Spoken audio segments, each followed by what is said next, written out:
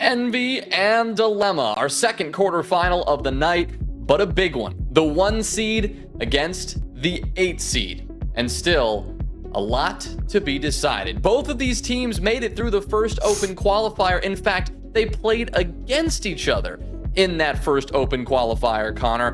But it has been, well, quite a while since then. And now we have one undefeated team and one team who has been through it all.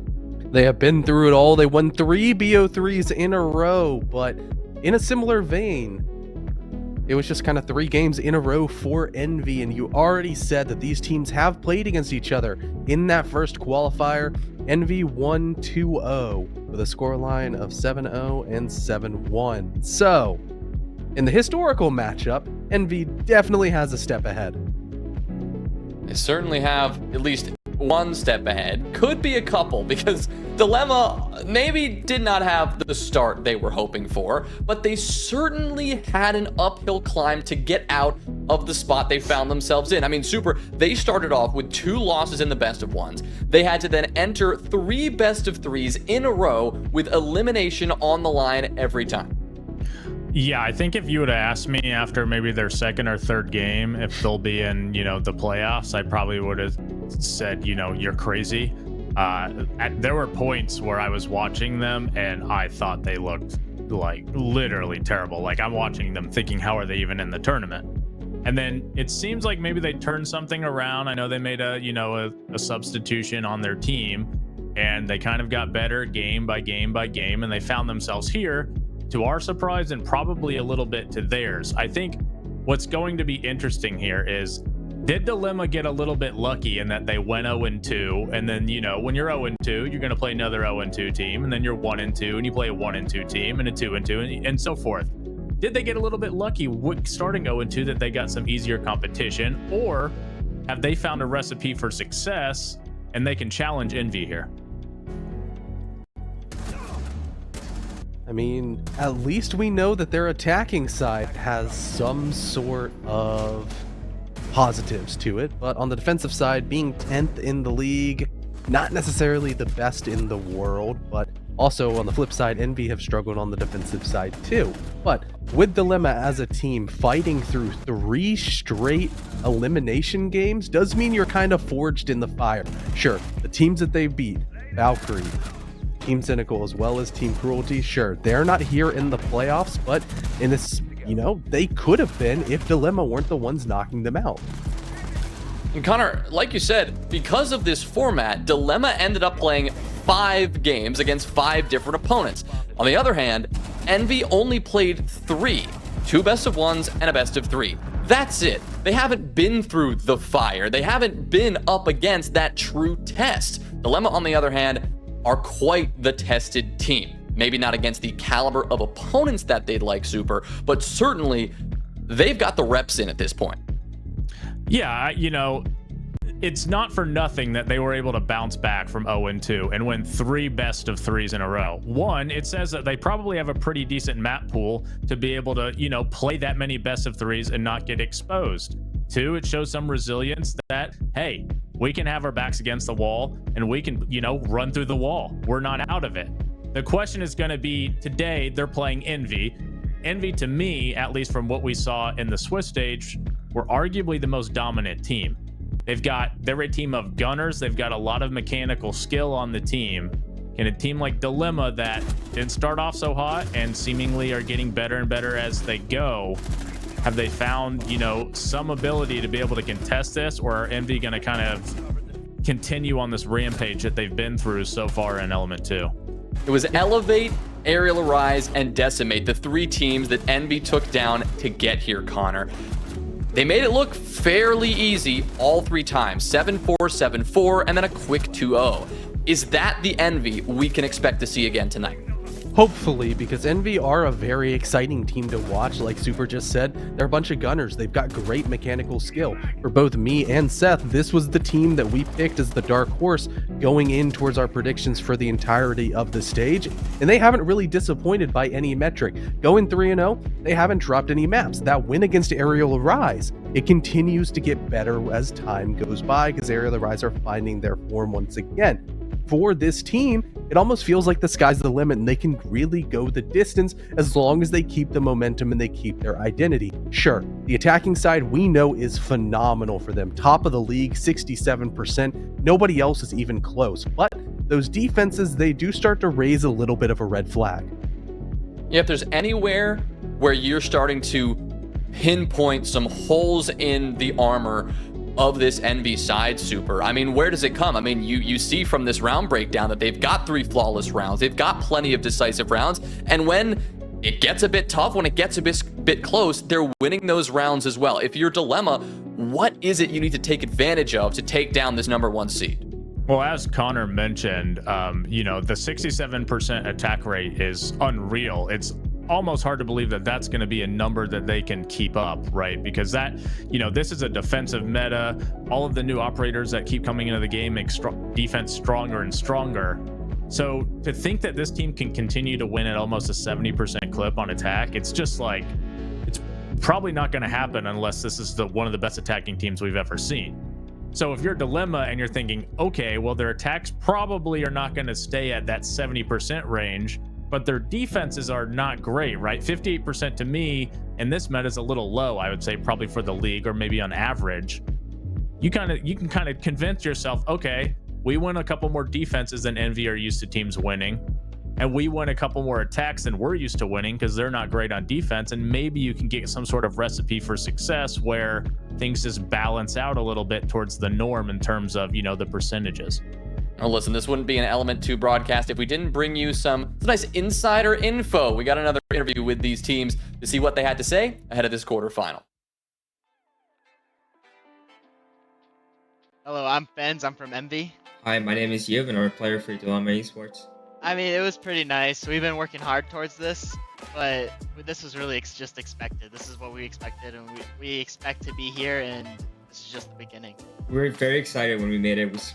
I screamed so hard I woke up my parents who were sleeping already. So I think it's maintaining composure and just staying at a happy medium. We can't get too high and can't get too low on ourselves in between rounds, in between the games. We just gotta maintain focus.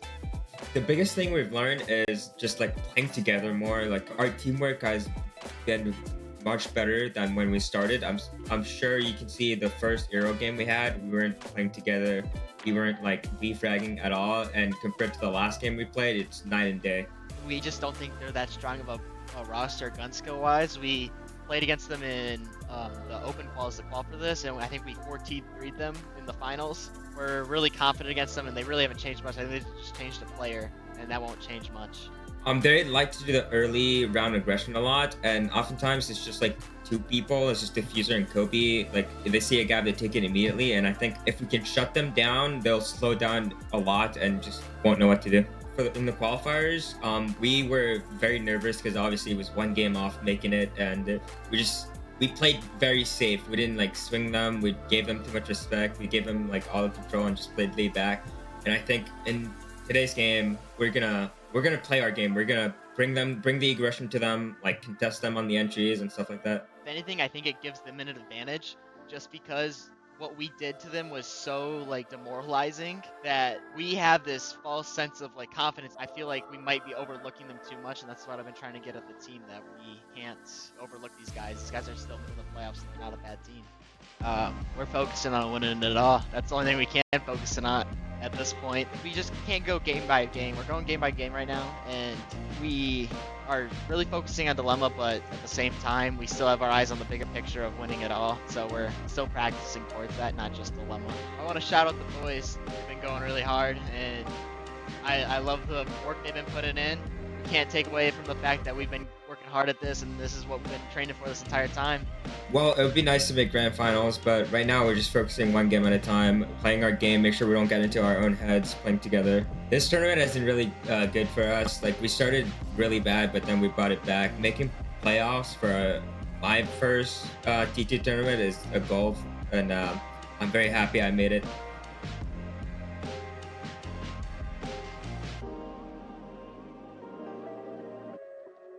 Connor, I appreciate that you've addressed the elephant in the room, which really was that qualifier matchup. And I know we've brought it up a couple times here, but it's important to emphasize because of just how just how dominant it was. It was a 7-2, 7-1.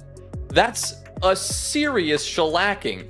And Dilemma have that on their minds. Envy have that on their minds going into a matchup with much more stakes. Yeah, and it makes you think of how is this going to transition into the map ban phase? Because if you're Dilemma, you're saying, yeah, we know what they're doing. We know that they like to hit gaps, is what Yuv was saying. And do you take them to the same maps? Probably not. Surely not. But there is the potential. In that game, it was Chalet, Nighthaven, and Skyscraper. Instantly, Nighthaven goes down by the hands of Envy, funnily enough, and Border Consulate so far being removed by Dilemma. All of these picks, they make sense so far. Dilemma, Super, you already talked about how they do have a pretty wide map pool, and it's seemingly showing right now. Yeah, the advantage of having to play so many best of threes and knowing that you're going to have to play so many best of threes is that you also know you need to have a bunch of maps that you can play. And so they probably do play all of the maps, or the majority of them. The story just comes down to how good are they actually at these maps? Because as we already touched on, they did start out bad, and then they made this run to get to this point. But they were playing weaker competition to do that. Now they're playing Envy, who are the #1 seed coming out of the Swiss stage, and who have probably been the most dominant team, especially on the attack side. So what I'm looking here from Dilemma is I kind of got a hint of it in their interview, where he was saying, the goal of the team was to just make the playoffs. Have they achieved their goal and they're just happy with this, or do they want more? Because a team like Envy, that is not a team who are happy just making the playoffs. That's a team who got here. They expect to win this. They expect to win the next. They expect to win the grand finals. They also noted something important, that, hey, you can't overlook this team just because you beat them earlier. And maybe that's a chance that Dilemma has. But I'm going to be very interested to see how this first map on Kafe plays out, because I don't think I want to see how Dilemma show up. Is this a new team, or is this a team that, hey, we're just happy to be here, we're along for the ride, let's see what happens? Well, Skyscraper's a tough one to end on, though, Connor. I don't know how I feel about that one if I'm a Dilemma fan. Not the best territory for them, as far as I know. It's not only map 3 being Skyscraper, currently 7-0 record for Envy so far. Sure, it's 3-1 for Dilemma, with that one loss being to Envy in those qualifiers. That maybe you think, you're going to a decider map, it should be equal, and you're going to your arguably best map for your opponent. That's a bit scary. But map 2 is Oregon, picked by Envy. And that's Dilemma's permaban through this tournament so far. So it makes me think maybe they were cooking something, but Envy has not had to play a game in over a month. Maybe they'll come out cold, but I don't think that's going to be the case with what caliber of players they have. I think that this is going to be a 2-0 going towards Envy. Well, there you have it. I was about to ask, Connor, what's your prediction? But I think you made that pretty clear. Super. I mean, maybe Dilemma had been cooking, maybe not, but I'm going to ask you to cook here, my friend. Anything spicy you got for me, or is it Envy all the way? Whatever Dilemma might be cooking, I'm sending back to the kitchen. I think I've got Envy in the 2-0 here. I do think the Oregon map is a little interesting, because there's an old saying in comp that good teams go to Oregon to die. So potentially maybe there's a little bit of an over-evaluating here from Envy that, hey, this team doesn't play Oregon, we should play it. Everybody plays Oregon, right? Like, it's Oregon. So I am curious about that, but I still have Envy. I just think they're a better team. Well, I think I'll have to go the same way. You saw my prediction earlier on the caster screen there. I think it's only Mr. Harrison Crow Broder who is going with Dilemma. So he is going to, I guess, Dilemma, hoping that stays as true as possible. And I guess to reflect on that, we will send it over to the man himself, Crow and Happy. Take it away. Jonah, I do in fact believe in burnt turkey supremacy after what he showed us in the season. But it's definitely a hard argument to make. Envy have just looked so dang good. And Connor made a mention, right, that Oregon has been Dilemma's permaban through the entire stage so far. Even in the qualifiers, right, where they played, I don't know, 7-8 games or something, they banned it every single time. So the fact that they left Oregon up, a bit odd. Even odder, Kafe, Dilemma's map pick, is their third most banned map. So it's not like they're huge fans of this map either. I mean, I think they were won over on it by 7-1-ing. I think it was 7-1. It was something dominant over Cinta Negra in their last week of the season. So they completely demolished a team that brought them to Kafe. And also something notable to mention, Envy have permabanned this map as well. They never leave it through the group stage. So a lot of maps that we weren't anticipating to see play on brought out here, and I really like that because a couple of these teams, you know, had some weird map ban phases going through the season, right? Dilemma would constantly pick Chalet, but they lost it to Cinta Negra, and they were a lot closer than they needed to be on it the other times that they played it through the Swiss stage. That was one of their biggest map picks. They didn't necessarily pick into Labs, but they won it dominantly 2 times over. Kafe, not a map they picked into, but they won that dominantly. And so it feels like maybe they didn't quite have the best idea. They needed to get some game day reps in to fully realize their potential on a lot of these maps and fully realize what they should put where in terms of the priority, but they seem to have it figured out now. Perhaps the same can be said for Envy. I mean, they permabanned Kafe. Maybe they've been working on it. I mean, it was AimKey who said that we thought we were going to go to Bank. I scrimmed Bank maybe 20 times. Envy are the guys we know will put in double scrim shifts. They were probably scrimming on Christmas, if I had to guess. So they almost definitely have been putting some work into this map if they're going to leave it up here. We'll have to see. Skyscraper's also going to be an interesting one. Last time Envy played it, they won 8-6 against Decimate, which is still close, right? It was not necessarily a walk in the park. Last time Dilemma played it was also in that game against Cinta Negra when they won Kafe. They won Skyscraper 7-4. So we got some history from both teams on the last map, and then some interesting first two. We have each other's permabans. So this is a an odd map pool, a curious map pool. I can't wait to get into it. Round number 1, Envy are going to decide to defend upstairs. A site that a lot of teams still rely on, but has also fallen out of favor with others. One of the main reasons why this site is going to be powerful here, though, is that you see the bans Azami, Kubarao, who's still up, Solus, and Mira, and we're sure to see Valkyrie later at some point.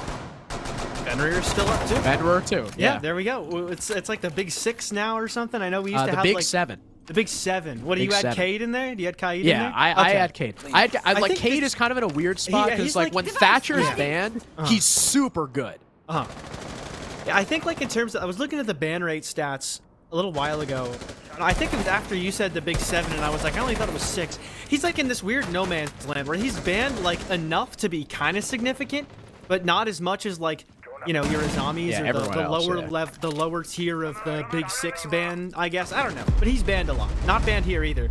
So you could realistically play a lineup of 5 operators that are banned quite often. Here, though, only notably going to see the Solus and the Mira. Other than that, not operators that'll see too much ban too frequently, and so far, not going to see too much extension off the site for Envy. Just a couple players downstairs. Notably, Jibo is going to be down there. For those of you not familiar, that used to be a player named BJL. He switched his name to Jibo, and he's almost lost all of his HP to start the round, but Kobe instead is going to hit a nice shot onto Juve to open this round up and to close the Bucks round out quite quickly. Just like they said in the interview, all right? Jibo... Wait, no. Jibo TK'd Kobe? Uh-oh. And then died to Rai Rai.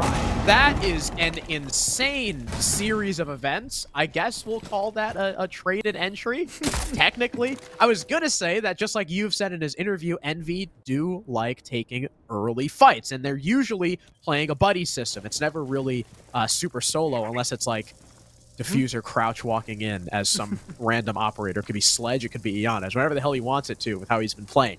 4 versus 3 after that TK. Dilemma have a leg up, but time is dwindling. 45 seconds left, and they're still out on these repels. It was Kobe specifically as well, who they highlighted in the prep phase as going for aggression, but he won't still be alive. Neither will Mute, so the drones could be a big factor here, and even more intel from these B could be a hard hold for Envy. In comes Rai Rai's Diffuser, picks up 1 and 2, shutting down the attack. Burnt Turkey and Rai Rai hit the floor. Zonky and Vipoa have no response as Diffuser gets another, looking for a 4th with the pistol out, will light Vipoa up, ends to finish, and Envy hold on in round 1 thanks to Diffuser.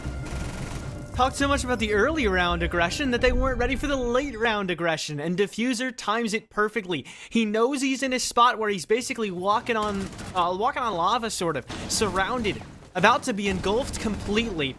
He knows he needs to do something. He has a sitting duck in that corner with a nade hole below him just to make things a little bit worse. Nobody playing off it to capitalize, but still, even more reason to get aggressive, and that's exactly what he does. Envy play it perfectly at the end, specifically Diffuser plays it perfectly at the end, and really the hero play the team needed, right? Because everything else that happened for the team was enabled by Diffuser. Not enough trades by Dilemma. They tried to move forward. They weren't ready for Diffuser to get aggressive. He kills the first trade attempt, kills the second trade attempt, all of that after getting the first kill. And my goodness, I don't think the Aruni could have played that situation any better. Outstanding round from him. That's the danger of going for a rappel play like that. If you don't have enough control, you're just going to die to someone watching the windows. That's exactly what happened to Dilemma. He didn't have enough control. Now we move on to Kitchen, another site that, depending on who you ask, is not great anymore. We've seen some teams replace it with mining.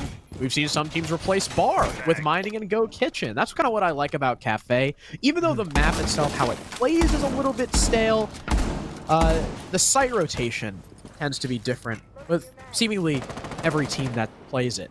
Dilemma are already just outside the bakery door. Burt Turkey sprints his way in, and he just missed a Maestro cam.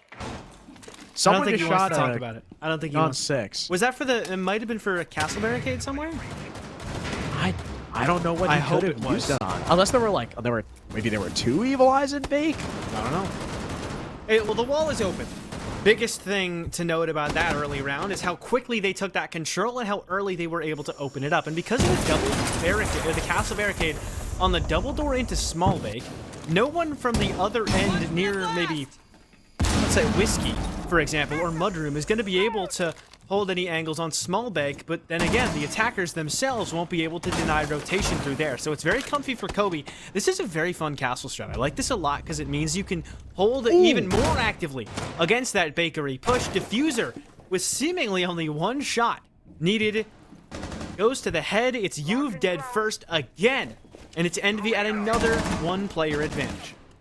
Now, barring a freak accident like we saw in round number 1, they should hold on to this man advantage for a little bit longer as Dilemma look to move their pieces around, but they're actually just going to barrel on in. Poet and Rai are dealt with very swiftly. Burnt Turkey is stuck in a dread mine. Donkey, at the very least, is able to down, maybe finish off. Nope, just down 1. That's Kobe on the floor. His position now known as he's stuck inside of Coat Check, really relying on Burnt Turkey to attempt to make an opening here. Diffuser holding a very slim angle, just misses a couple shots. Burnt Turkey gets finished off by Diffuser. Zonky dies, defends. And it's 2 very stalwart defenses from Envy to start the map off. They gave away Bakery for free, and Dilemma, used to normally having to deal with at least some kind of resistance in Bake. We're like, oh geez, this is crazy. Why are they giving this up totally for free? We have the easiest direct take ever.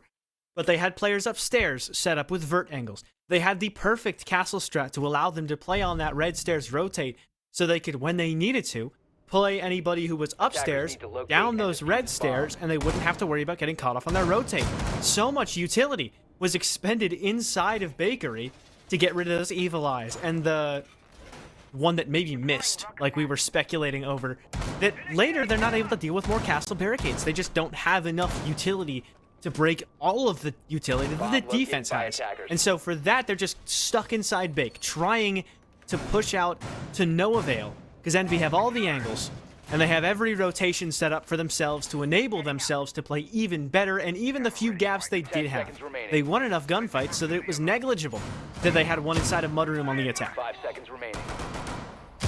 So far, Envy seem to have all their bases covered. Heading out to defeat Dilemma have yet to be able to crack anything. Now we go on to mining rather than reading. Like I said, site selection, rotation, a little bit different for every team. Envy are pushed forward into Pixel Spot, as you normally see on this site. Dilemma's main goal here is going to be taking top floor, and using their RAM as early as possible. You want to make sure you have you give yourself ample time to play with that verticality and seeing as how they're taking the ramp. It's probably going to be a mining execute, I would imagine. The ram itself going to start near Cocktail and try and put some immediate pressure. Get stuck. It got stuck. And not really do too much. I mean, it's loud. That's good. It's definitely worth something. And that'll create something of a diversion, but nobody from Dilemma really going to capitalize on that. Another one going to go down, and I get the unlucky feeling that that one may get stopped pretty quickly as well. I mean, at least it's really only going to open up near pillars. So again, the Rams already being used, 2 of those boogie drones being used already, and not too much vert pressure gained from them, and nobody pushed out of either Stock or Cocktail as a result of the boogies being used. So we're halfway through the round and still yet to really see Dilemma get too much of a foothold. They're not even really well positioned enough to fight Envy or contest them for any of the map control they currently hold. All they do is just set up on Cocktail windows and wait, but that may not be enough. You've, though, is going to activate and take down Fence. First kill for him, and first kill for Dilemma in the round. Again, don't really know what those boogies were for from Rai, but at least they have the first pick. However, there's only about a minute left, and there's still a lot of presence upstairs. Kiru is even getting aggressive out Freezer and into Piano. Kobe is expecting the white walk-up, but loses the fight to Rai anyway. Jibo tries to make it happen downstairs, trying to protect that in-between bomb site position, but Diffuser is the next to go down, and now we're in a technical 2 versus 4. Almost a 2v3. My Poa is so low, but somehow he's still making it happen. Jibo finishes what little was left of Rai as the plant goes down from Burnt Turkey. About halfway through, he's planting on a soft wall, but Jibo doesn't have any info for it. Now he's stuck in the post plant. B's starting to come out. Nice angle through the wall, but Burnt Turkey, what a reaction! Oh, we don't even get to see it because Diffuser is down. That's so sad, but I'm sure it was a great flick, as we saw on that third person. And Dilemma has their first point. Total 180 from Burnt Turkey. At the last kill, Kiru dies from a very advantageous position where he wasn't initially expected. Kobe gets the drop on the guy walking up white stairs. All of these situations, what they have in common is they were lost by Envy simply just because they missed. And sometimes that's just what happens. Envy are a team that have made me talk a lot, specifically when I watched them in that BO3 they played against Decimate when I was with Jonah. Talked a lot about how sometimes they'll just win the fights and there's nothing you can do about it. So to see them have so much trouble in winning those fights, and for that to be the big, obvious reason why they lost that round is so puzzling, right? And you know, doing color, I try to avoid the whole, oh, they just won the fights, so they just won the round. Because it's very cliche and played out, and you want to look a little deeper than that. But with Envy, it's such a valid thing to say because they're so often the team that wins rounds that they seem disadvantaged in just by winning gunfights. So that one, in spite of their many advantages, came down to them losing fights where you thought, on a good day, maybe they hit a couple more of those shots, maybe they take that whole round. It is, however, something that Dilemma can't rely on. They can't just say, you know, going into a round, okay, yeah, we're going to try and make Envy miss their shots. That's our goal. So hopefully we see, you know, more concrete play from Dilemma there, because I think you are right. If Envy connected some of those shots, we could have been seeing a very different round. At the very least, Dilemma have their first point on Kafe.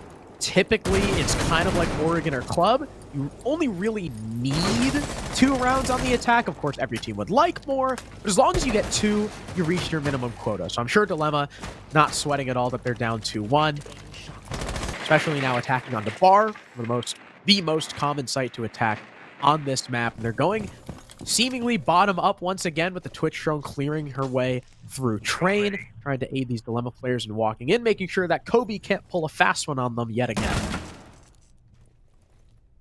Spotting him out. Something we saw you specifically do a lot, or rather take advantage of a lot, is hot droning, and a lot of it happened in their series against Cinta Negra, specifically on Chalet, and so the drone's still very active at the start of this round. Not as active, and nobody playing as active people behind them. The Twitch drone's gonna spot out Kobe, and so many drones just being allotted to spotting this one player, and he still gets the first kill. Good trade for Juve, but Rai is down, so you lose your one roamer on Kobe, who doesn't really have too much active util, and in response, you lose the attacker's Lion, and they've lost 1 minute and 45 seconds in getting that kill onto the Oryx.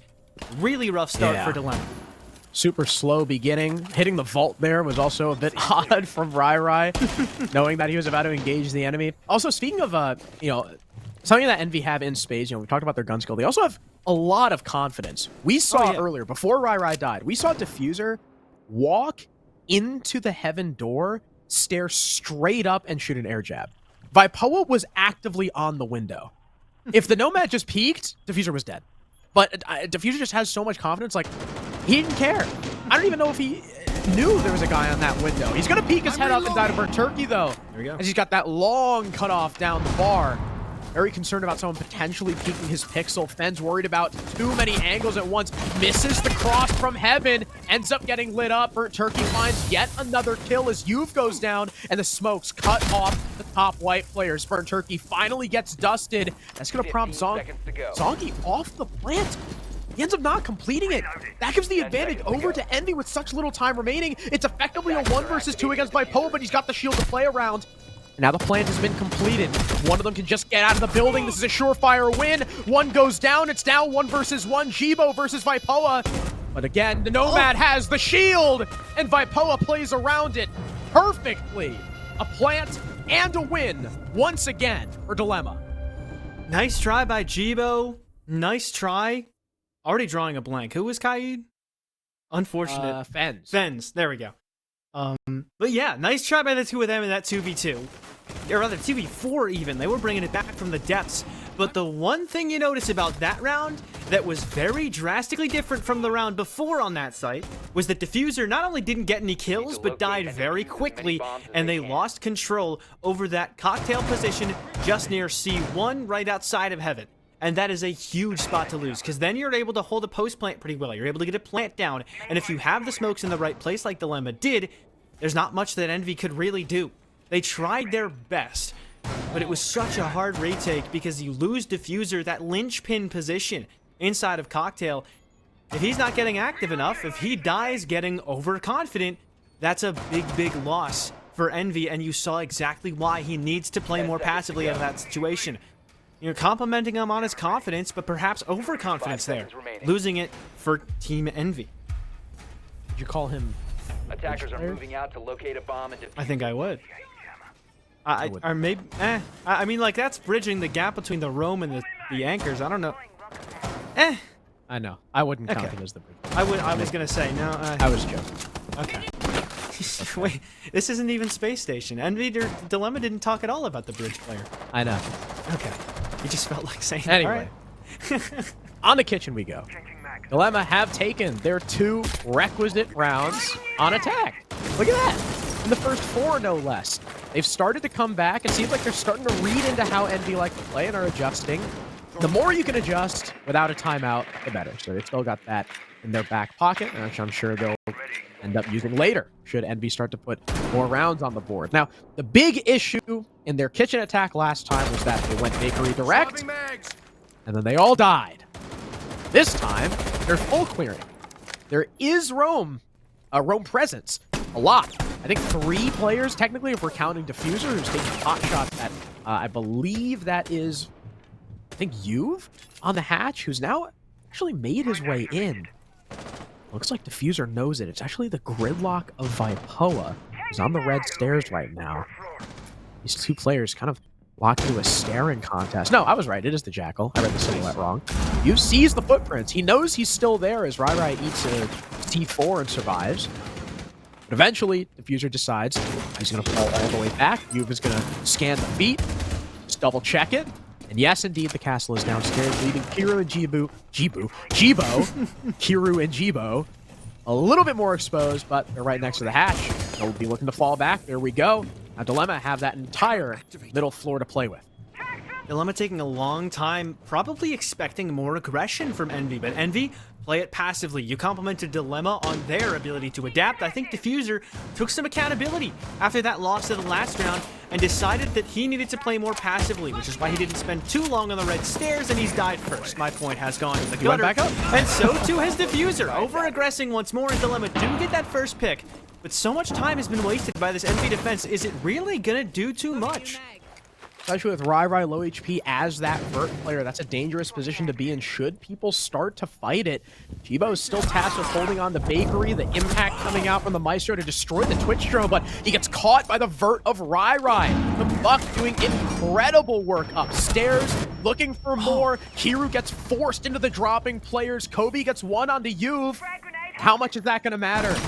Will join his teammate on the site now, getting a second on Vipoa. In comes the sprint from Zonky. A ballsy play, and Burnt Turkey's on the floor thanks to a frost mat. We're down to a 1v2, but Zonky makes sure it does not leave Dilemma's control.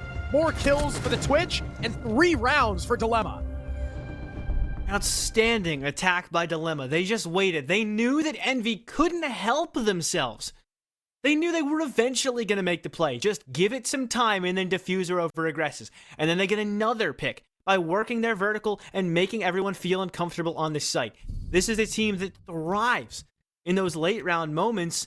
It's so strong at the end there from Dilemma. I mean, at a certain point, it just feels like what more could you even have done as Envy? You're just pressured too much from upstairs. You try and get active and they're ready for it. You try and play anchor on the site and they kill you as they walk in.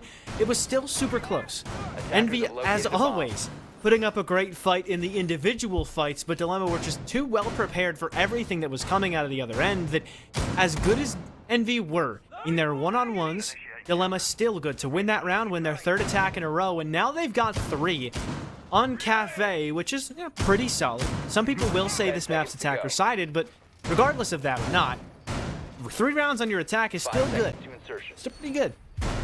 I definitely would have agreed with Kafe being a little attacker side depending on the fans, but I think now with like the introduction of Tuber out, you have to leave one up like Mirror or whatever. Yeah, I think we're a little back in defensive favor. However, I will say that these are both attacking-sided teams. Oh yeah, Envy is scary. Envy is really good on the attack. Dilemma also better on the attack. So I would honestly, I'll amend my statement from earlier. Dilemma have taken their requisite 3 rounds on Kafe. Yeah. You cannot let Envy take any more defense. Honestly, I would almost say if they don't want this to go to overtime, they have to, at the very least, win this round right here. Because both sides, they're weaker on the defense. Envy, they've got literally like almost exactly a 2/3 attacking win rate, I'm pretty sure, which is 4 for 6. You know, at a 4-2 hack. So wow. Isn't that lineup missing? That's so perfect. And you know what's bigger than 2 out of 3 is 11 out of 11, which is the number of rounds that Dilemma have won after planting the diffuser. And now that's up to like 13 for 13, I think. Yep. So Envy need to slow things down and just don't let them get inside your bomb site. Vipoa doesn't care. He's killing Kiru on the roam. And this is a big difference maker because they normally wait, no, this is the middle of the objective. This is the They're site. just in the site. Oh my gosh. They're just in the middle of the bomb site. I forgot it was reading. I did too. I forgot. And then Rai on a cutoff from somewhere. Wait, he wasn't the guy on the rappel. What just happened? Anyway, Zonky and Rai get kills. Burnt Turkey just kills Jibo through the window, and Zonky's planting. Rai will be the first death, but Zonky's got that plant down. And happy. Dilemma are 14 for 14 in their post match. I mean, yeah, it was already a 4v1, but how did he kill that guy? What? It's just like that. I mean, you said it yourself. Why are you doubting? It's Burnt Turkey. That's true. I believe. Burnt Turkey. You need to believe in the Burnt Turkey supremacy. And I'm becoming a believer as well. And Burnt Turkey himself, I don't even think has been like the main guy this map. It's just been a team effort. And that's so huge for this Dilemma roster. They're so deadly when they get the whole team going. I think the best map we've seen them from them all season was when Rai started popping off after his first couple games, and it took him a little while to get really used to things. But once he was in the swing of things, this team looked like they were at their peak. And now everyone's even with one another in kills. I don't know this, but just based off of watching the games, I feel like this never happens with Dilemma. There's always a Burnt Turkey, or a Rai, or a Vipoa who's got like way more kills than the rest of the team. but now they're all still located pretty by even with each attackers. other. They're all stepping up. They're all making entry plays. Granted, it's Juve a lot of the times getting involved with specifically the entries, but even still, Vipoa spotted the gap and walked into the middle of sight. Everyone's 5 pitching in. seconds to insertion. Whereas on Envy, they have a lot of Attackers are star heading out power, to defuse right? the It's bomb. typically Yeah. that one guy who takes over a game, and currently we're not seeing that. We'll see if someone can pop off on the attack. As we've already mentioned, on average, they go 4 and 2. So they, at this point, should probably be expecting overtime. And guess who attacks first in overtime? It'll be Envy, should we need it. So even though Dilemma are up 4-2, they're still the ones in the hot seat. They're on the weaker side, Envy on the stronger side. They're looking to start off far with a win. They've got the Solus, they've got the Fenrir. They're going to be playing a couple bodies downstairs, not only for the Solus, but likely that C4 potential that Rai could bring later in the round as well. Should Envy decide to challenge it, it could get dangerous. But right now, all 5 of them are still on the roof or outside the building. Vipoa taking a page out of Kobe's book and running a roam downstairs with Solus. Granted, that's not Kobe that invented that. A pretty common place to run a pretty commonly ran operator, especially for playing some vertical, and the whole floor above him is breakable. So should there be a cocktail execute attempt, well, Kobe, or not Kobe, who I was referring to earlier, rather a instead crazy it'll be BP. Vipoa who's there for that. And yeah, I mean, you can look like fully like 90 degrees in every direction with the bulletproofs. Yes, that doesn't look like it's a threat. You have to prone to get rid of that. Yeah, it's a good BP. It's done its job, and yeah. I was also surprised at the soft red wall. No reinforcements for red. They've used all 10 of them elsewhere, deciding, you know what, they're more important to keep this roamer, keep the Solus alive, and also lock down bathroom and freezer. All 4 walls here reinforced and cated off by Rai. Of course, diffuser is Thatcher, so they'll probably get that wall open momentarily, but that's more utility they'll have to use, and it's actually going to prompt Rai to get aggressive onto the ace. Jivo goes down, very swiftly refragged by Kobe, but still 1 for 1 in that position, and wasting 2 minutes is excellent for Dilemma. And Vipoa hasn't been spotted at all downstairs. They've completely overlooked him. The longer this round goes, the better and better it gets for Dilemma. They've got players on players ready to deal with this cigar-sided execute from Envy, and they cannot waste any more time. They cannot leave that diffuser on the ground for too much longer, or else I don't think they win this round. The Ash seems to have an inkling of where Burnt Turkey is lurking at. Zonky's the one in the middle of the site. Diffuser, his eyes trained on him, and now Zonky's starting to get aggressive, popping up, frying Kobe with Kiru on the refrag. The IQ starting to sneak his way through the site. Fens dies, trying to swing in though. That's the Solus making her presence known. Burnt Turkey left unchecked. Juve with the finisher. 5-2. A 3-round lead for Dilemma. Envy just take way too long, and then everything they weren't aware of comes back to bite them later. Before that execute, they only had 2 drones left alive as well, which means you barely have anything to watch that flank that ended up getting Vipoa a kill. You barely have anything to drone out the actual bomb site itself. The bomb site where a couple players were clearly playing spots that Defenders, Envy protect your weren't bombs from expecting. being defused Firstly, by it was attackers. Zonky playing behind B2. It's not an expected position, and he pops up, gets a kill, gets traded quickly, but not quick enough on the Attackers have gunfire located a to bomb. trade fast enough so that it's not even a trade, you just straight up get a kill in the Zonky. And so I think that lack of information really comes back to bite Envy, and the lack of time left at the end as well. They left the walls into Piano soft, they were barely holding anybody there, yet still half the round was spent trying to get firm control of Piano. I feel like that takes way too long for Envy, especially a team who's normally very quick and not that they're not thorough, but just that they see control, they take it.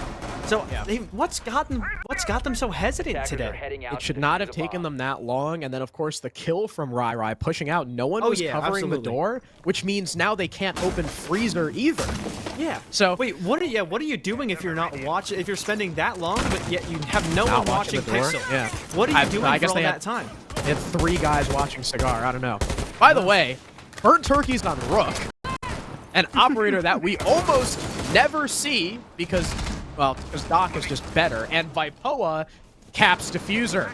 That is the Iana dead. That is Envy's top frag. I guess technically tied with Kobe Lax, but Kobe's negative right now, -1.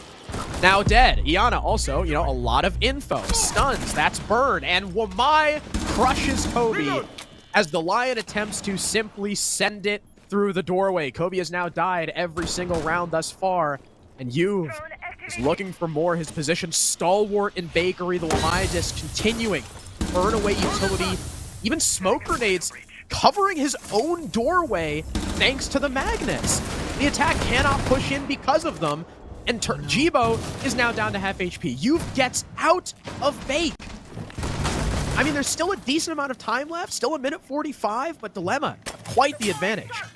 And Yu's still very forward. If he's not anticipated here, he could do a lot of damage. Even if he dies, it's not the worst thing in the world, but he's going to make sure that Kiru loses his life quickly. And now it's just Fens and Jibo who need to pull this round back out of nowhere, out of the realm of nigh impossibility. And they need a lot of kills to get there. You've continuing to aggress. Burnt Turkey with the 2x scope on Rook. Why did you let Turkey have a 2x scope? That should be illegal. And Vipo is going to finish things off with a kill on a Jibo. Flawless. Go Dilemma. And an outstanding flawless round at that as they hit match point. 6-2. They lost the first 2 rounds, Happy. This is not only a 6-2 lead. This is 6 rounds in a row. The momentum is firmly in Dilemma's corner, and they'll try to finish things off on the tertiary site. Fireplace and Reading. But this is not the same kind of tertiary site as we see on maps like Clubhouse and Oregon. This site is still very strong. Like we said, with the new operators coming in, making things even more defender-favored, Kafe is typically a defender's paradise. You have 4 very strong sites if you play them properly, and then of course depending on what the bans are, Yinga's banned, so I'm gonna say 4 very strong sites. Dilemma will of course try to hold on to that top floor. They've got the castle from Burnt Turkey. Not only are they gonna hold the top floor, but it looks like this castle is gonna enable a train mining extension. So Dilemma are gonna make Envy worry about the vertical and the horizontal. 5 seconds left before. And with how slowly they've been taking map control, this is a great time to whip out this strategy for Dilemma. You have to worry about so many different areas of the map being extended onto. Now, a more confident Envy would typically say, hey, yo, they're extending it to mining and train. They're extending upstairs. That means that they don't have too many people behind their extensions, or that means we could run in pillars. However, they seem to be out of it just a little bit. I feel like Envy may not be in the right mindset to make a call like that. I hope, for their sake, that they are, but still yet to see a super convincing round out of them this half, and it's been equivalently a half of rounds since they've won a round at all, that being, as you had pointed out, a 6-round win streak for Dilemma. So Envy really need to show up big time, and we were talking about how Dilemma, you know, they need that 4th to cleanly finish this in regulation. Well, they're about to completely cleanly finish this, as Envy look nowhere to be found on their attacking side, their signature side all season. Attackers have dropped the bomb diffuser. Minute in, and they've finally entered the building through those hatches. I believe that was Fen's first man in. Nope, never mind. It was Kiru. He's still on the roof. Diffuser on that heaven cutoff. Kiru almost steps into the frost mat, spots it just in time, and it's 2 picks in a row for Envy as they begin to just walk it up long bar. Juve and Burnt Turkey go down. We're in a 5v3, just like that, very quickly with no response. Vipoa still aggressive up the white stairs, waiting for someone to push him. Phone call is ringing out. They've got info, and here comes Kobe. Very easily cleans up Vipoa. Rai and Zonky, now the last 2 left as Envy look to stop the bleeding and stop this streak from Dilemma. Diffuser catches Rai walking up the staircase, and the comms are on point. Everybody where they need to be, doing what they need to do. The player at top white was heard with a dope call. It tells you at least they're quiet enough to hear it, and they're also communicating well enough to call for the crossfire to be established. Zonky has no ammo. There's no chance he wins that fight. Kiru will take him down. And finally, another round for Envy. They're back on their good gameplay. However, is it too late? Now the ability has been unlocked for Dilemma for the first time this half to go back to a site they've already won, if they so choose, but they're going to Fireplace and Mining, which they haven't won yet. They have not played it yet. Oh, well, I guess. Still means they haven't won it. That is true.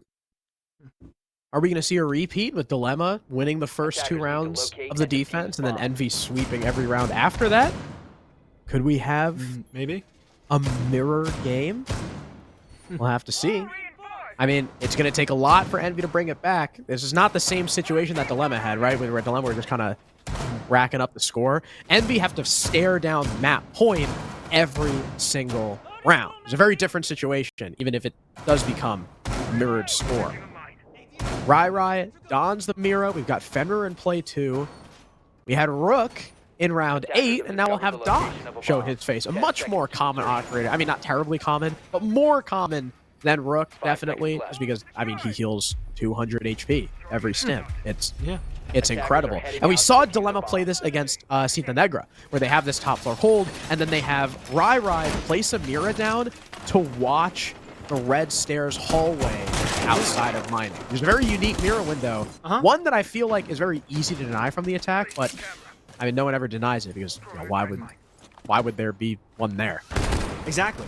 If you're not expecting it, then you absolutely need to come up with something on the fly, and it's not easy to come up with something on the fly because you don't go into a round thinking that's a mirror window you'll have to, as you said, that's a mirror window you'll have to deny. So, Dilemma, essentially just testing Envy. Did you prep? How much prep did you guys put in?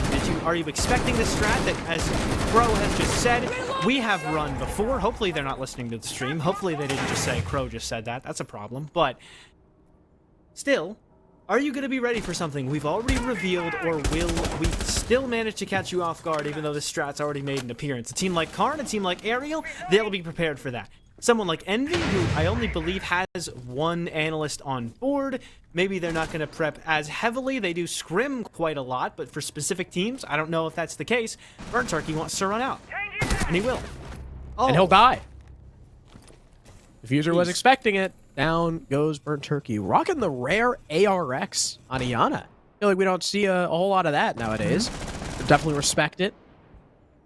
Ooh, G36. We hate those. Burnt Turkey's death not answered just yet by Dilemma. The castle losing his life pretty much for nothing, as there was no trade since Diffuser was outside, and now Envy will start to barrel their way in through bar. Nobody on the defense is still left up here, so this is pretty much free control. Rai now forced back off of that mirror window. That window is now defunct, and all of Dilemma are hiding either in or around the bomb site. Zonky still has that one really nice long angle, though, so if someone's not expecting that, Envy could easily be caught off guard. Thing is, though, Envy are just good at winning heads-up fights. We've said it before. We'll say it again. They can win a lot of fights, maybe that they're not expecting, maybe that you think have the advantage in your own team's favor, so many angles being opened up by Dilemma could be something that Envy uses against them. And it's kind of challenging Envy to win these fights against them, and Envy ready to step up to that challenge. They've already won one, and now Zonky lowered critically low, finished off by Kiru. The coordination is prime right now by Envy, but are they ready for the Rai flank? Doc is now gone. Like you said, Rai is looking to flank up red. There's Fenrir mines set up all around the site. Youth gets the first one, not the second, and now it's just Rai on the flank. Left in a 1 versus 4 as the site players have fallen. Finds Diffuser, or sorry, Jibo, but can't finish him off. That would have been the planter. That would have been dangerous for the attack, but Kiru puts him down. And Envy keep themselves alive on Kafe. Another round. Now 6-4. 2 more for overtime. Yet another round that just kind of plays into that idea that I mentioned in round 9, or that last round was round 10. There we go, I can count. 4 plus 6 is 10. But in round 9, they were playing so well off one another in terms of comms. Let's hear Dilemmas, though, and what they'll talk about. We're getting too complacent. You're giving away your ones. All you need to do, guys, is take your time. Don't give away those ones. Okay, talk through now. When I shut up, what's going wrong? How are you going to fix it? You guys know you can win this. You guys know you can close out this last round. Let's go ahead and fucking win this, boys. Come on. Yeah. So we can go basement. They're probably gonna slow it down a bunch. So we can probably literally just you can probably do the same thing, but just get prepared to fall off early or maybe even stay up a little bit, Zonky, and just shoot an extra drone because they might literally just drone you over and over. I don't know. But otherwise, just get ready to fall. Yeah, I don't think they'll do a rush direct. We can have info for it if we want to bring I can bring something instead of Rook, obviously. So I'd probably bring something else for rushes, for coat check and shit like that. So. Okay. Third. I think Frost maybe. Yeah, I was gonna do Frost. Let's hold the cross. Let's play together. Just calm what you're holding and calm what you want your teammate to hold. That right there was a Dilemma timeout, and that right there is, I guess I can say it because he appeared on stream, newly acquired Dilemma coach Velocity. He comes from Europe. He's been an analyst over there for quite some time, and, well, coming through with just the mental boost that Dilemma needs. They do have a good mental. I've noticed this watching their games, listening into their team comms, but it's good to have someone else. Just kind of be like, all right, you guys know you can win this. Settle down now. An external voice to just give 1 or 2 bits of advice, but he has the confidence that his team knows what they're doing and can take it from there. I love the little words of advice that he gave, and then he let them handle it in sort of a supervised conversation. Nice little tactical timeout, and hopefully that will be enough for Dilemma to get back into the swing of things and maybe take one of these next 2 rounds and secure their own map pick to start us off. I don't know if Velocity was European. Well, he sounds like that. Yeah, because his bio says Dallas, Texas, I think. Well, no, it's a different Velocity. It's got 3 Ys at the end of it. He used to be a T3 European caster. He's got a There's 2 Velocities? There's 2 of them. Why? Yep. I don't know. Anyway. Ooh. Europe. Ooh. Oi. Europe hater. Specifically England. Yeah, and France. Yeah. Yeah. Let's go. Get him. Anyway. Like the coach said, lock in. We can win this. 6-4. Envy. Or Dilemma, at least predicting Envy to slow things down. Donkey is walking around upstairs, armed with the solar scanner, spots a drone. The drone does not go his way. This one might, and it gets shot. Here we go. Donkey's goal here, though, not to challenge the attack. He's just looking to waste time, shoot drones, and fall back. And the attack have already lost 2, which is not horrible for the attack. I mean, I'm sure they're not terribly pressed about it. Yeah. This is the same kind of fallback that we saw Envy do on their own defensive hatch, the little buddy system with 2 players right next to that freezer hash that you can just, at this point in the meta, assume is going to be opened eventually. So open it up yourselves, give your roamers that little extra avenue back home.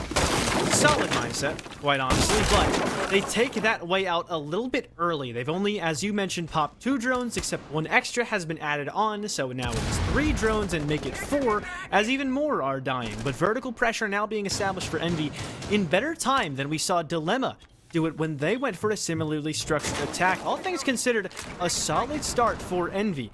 But what's been dictating the way these rounds ends almost 100% of the time this map is where the first pick goes. Only 1 round this game has a team won that opening gunfight and then lost the round eventually. So Envy can have everything in the world, but if they lose the opener, there's a good chance it starts to waterfall, and it all leans in favor of Dilemma, and that's almost happened, but Zaki instead traded out by Jibo, who almost makes it 2.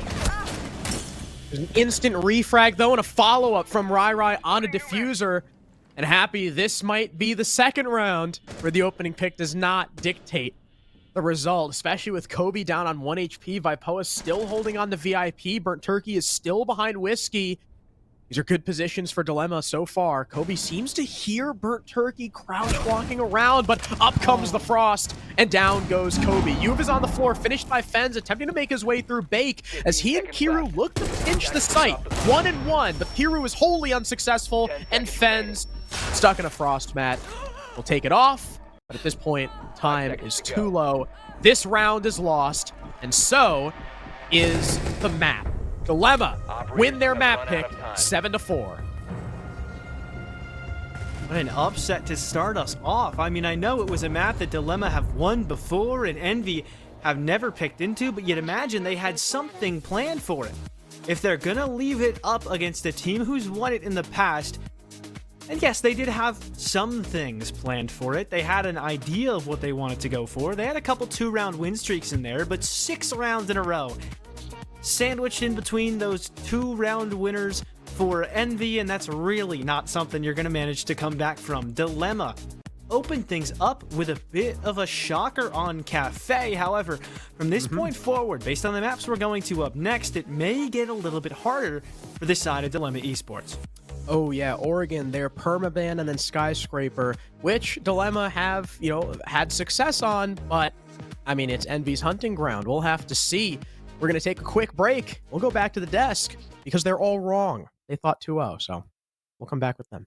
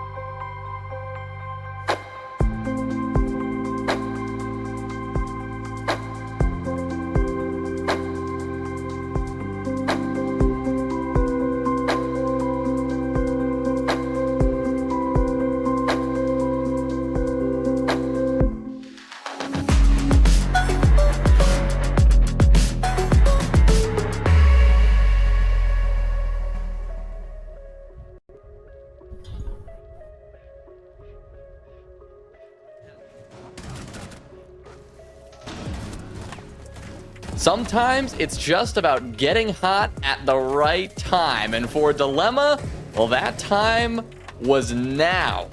Envy, maybe it's a little bit of shaking off the rust. Haven't played in 3 weeks. They go to Kafe and they come up short.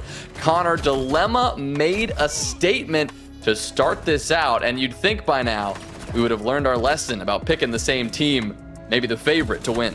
Yeah, there's something about a T2 desk picking the same team in North America, Tier 2, that is just absolutely cursed. But so far, Dilemma definitely came out swinging. Sure, we can say, this was their map choice and not necessarily a permaban for Envy, but pretty much as close as you can get to a permaban with them not playing this map so far. And we can kind of see why. A lot of their playstyle did not transition well onto Kafe. It was a lot of solo plays, and Dilemma being just that little bit more methodical we're able to just pick apart the defenses of Envy, and if you can get an attacking side split, it's kind of easy as you transition over.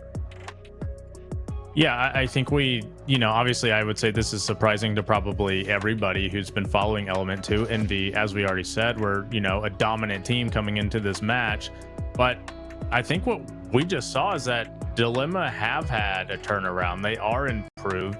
They looked much more coordinated. Everybody's showing up. I know you brought up in the pre-game analysis is that, hey, this Envy team, they're gunners. They've got the mechanical skill. They're going to win this match by winning gunfights. And guess what? On that map, they didn't win the gunfights to win the map. And if that's a strength of Envy, a team that they're just going to out-aim you, out-frag you, and that's not in their favor, then all of a sudden the tides turn. I don't want to get ahead of myself because at the end of the day, this was Dilemma's map pick, and you know how it goes. You should always win your map pick. That's why there's a map 3, which is like a neutral ground where you kind of settle who's the best. But this has to be alarming for Envy. Dilemma looked like a different team, and honestly, so did Envy, and not in the way they want to be. Small changes or not, Dilemma have made a dramatic shift from where things began at the start of this season. Like we talked about, in a 2-game, I would say, beatdown that Envy delivered over to Dilemma, 14-3, the overall round count. Already through one map, Dilemma have more than doubled the total rounds they got across that entire series. They've walked away now with 1 map win. And Oregon, Connor, the great equalizer of all maps, coming up next. I'm not going to say it's anyone's game. It is Envy's pick. But after Dilemma just showed us what they can do on Kafe, should Envy be a little scared here? I think they should definitely be very cautious going into Oregon, because the more and more it's now going to look like Oregon's just kind of a trap card that was laid by this Dilemma team, where they understand that they have a better map pool than a lot of these tier 2 rosters. So why go to Oregon? Why would they ever want to go to Oregon? Why would they give that and throw the rope to a team that they are perceived better than to allow them to go there? So now it doesn't necessarily mean because they always ban Oregon that they don't play it. And Envy are really playing into the fact that they're hoping Dilemma does not play this map, and they are not very good on it, because if we go towards the decider, Skyscraper, we can definitively 100% say should go the way of Envy. But with the Kafe going the way of Dilemma, and now Dilemma having a chance, we might not make it to that decider. Yeah, who knows? Map 3 could be in the cards. It very well may not be, especially if, the same gunfights keep going Dilemma's way. It was that early aggression. It was Envy maybe trying to do a little too much, Super, that continuously saw them isolated and picked apart. Yeah, I'm curious to see what adjustments Envy's going to make on this map too, because there are a couple factors where if we want to make an excuse for Envy, right, we could say, well, they haven't played in a while. We were talking about this. I don't think they've actually played a match even since Tubarão was out into the league. This is a team that they destroyed in the past. Maybe they're taking them a little lightly. That's us trying to figure out a reason for why what just happened. The truth is that Dilemma just looked like the better team on that last map. It was Dilemma's map. Envy's got to show that they're the better team on their map, and then we settle it on Skyscraper, where history says Envy would be the better team, but history would also say that Dilemma shouldn't have won that first map. Yeah, at this point, I think we can throw history out the window and focus on what we've got in front of us, and that is a Dilemma team that was clearly poised and ready to defy our expectations on map 1. But to defy them on map 2, Connor, let's keep it short and sweet. What is a 1-sentence answer for their success if they want to get out of this series, pull off the upset in 2 maps? Is going to have to be on the attacks, and I'm going to have to assume that their cutoff game, as well as just their overall entries, are going to have to be on point. I expect a lot of long isolated roams coming out of Envy once again, trying to have their players like Kobe and Giru really start heating up, maybe even Diffuser thrown in the mix. And if you shut down those players early, all of a sudden hitting the site is so much easier, and they can win this game. Well, Super, I know you've got the experience of being in a team comms in a moment like this, of being a voice over this roster. Same thing, a couple of words. How can Dilemma do this? They just have to keep believing. Seems like they're having fun. They got here. They said, hey, our goal is just to make the playoffs. I don't know how the hell we're here, but we're here, so we may as well keep going. Now that you're up a map, don't get in your head, oh, wait, we might win. We might actually beat this team. You start thinking about, okay, well, now are we actually good? What's happening? Just keep playing. Don't think about it. Just play and see what happens, because it seems to be the recipe for success. All right, Oregon, here we go. Dilemma. They could put this away in 2, or map 3 could be coming up. Back to Crow, back to Happy. Take it away, boys.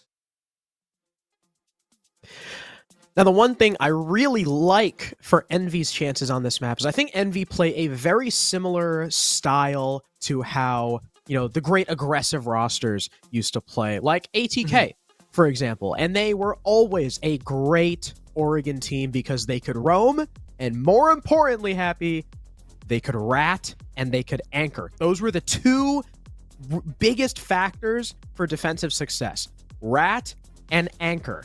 Now, Envy are going to need to do that very well because, as we've mentioned, they're not bad, but they're not amazing on the defense. And Oregon already leans into that defensive side, just like Kafe did. If you let Dilemma get a leg up on the attack again, I think this is going to be a 2-0. Oh yeah, I think Dilemma, if they come into this with riding that same wave of momentum as Super had put it, just having fun, and they have a little too much fun, they get a little too silly, and they go maybe even 3-3 on their attacking half. Be scared for Envy, right? Because this is a very defender-sided map. It's slowly becoming one of the more defender-sided maps in the pool, especially as more operators are getting introduced that are really good on the defensive side, like Tubarao. Yeah. Not like Warden, though, and that's the second ban that we just saw. So that already telegraphs that you're planning on playing a lot on the attacking side towards that E-Box side, most likely, but banning Ying and then banning Warden kind of feels a bit weird.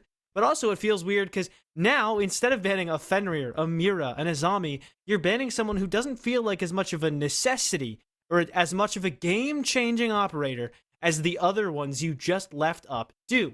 Maybe that plays to their advantage, though, because they're starting on defense, perhaps hoping they can just break the mental for Dilemma, or rather break the mental of Envy quick enough, and then, it's over. We've 2-0'd. We won 5 rounds on our defensive half. We can take this on attack. We got to see how Envy start off this half, though, with Dilemma on the defense. With Tubarao being banned and with Warden being banned, like you mentioned, one, obviously that's a counter ban because Envy love their Warden and they're 1.5. 2, it leaves up more of that big 7, right? Normally we only have 5 of the 7. Now we have 6 of the 7. So we'll see if that can kind of equalize the typically attacking sided teams we have playing now that the defense has gotten a bit of a boost from that extra operator being up. 3 of them are in this round: Fenrir, Mira, and Azami. Mira is an incredibly popular operator for Dilemma. Some of that Envy like too, but Dilemma definitely like her more.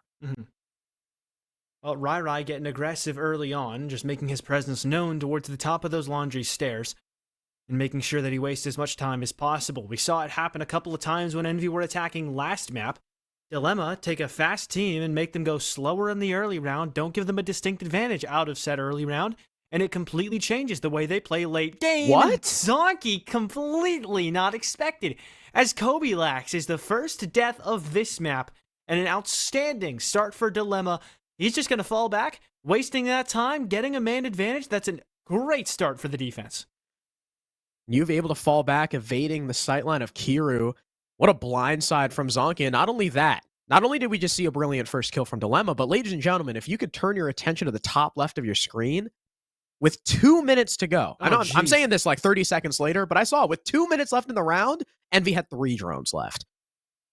And they're all out on the board right now. And they're just going to hot drop E-Box. Oh my God, Diffusers but Zonky and Juve have responses.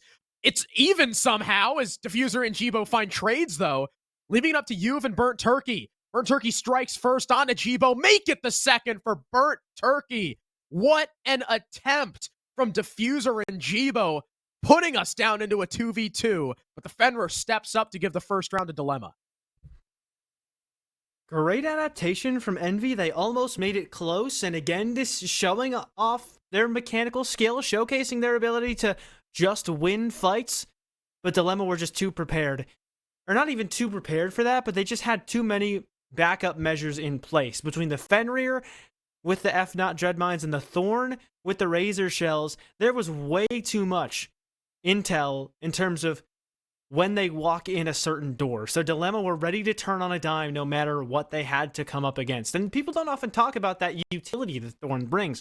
Not only did Zonky use the Uzi to get the opening kill, he was helping his team out by giving information. Diffuser walking through that door was heard and, well, wasn't beaten in that gunfight, but it's things of that nature that are oh so important when it comes to defending well, having proper information on when the attack's pushing where, especially against a team like Envy, who can turn on a dime no matter when they are in the round, no matter how they stand in terms of an advantage. But Dilemma ready for it. Now we go on to dorms with the triple entry from Envy, Ash, Iana, and Zofia. Of course, with Jibo rocking the ladder.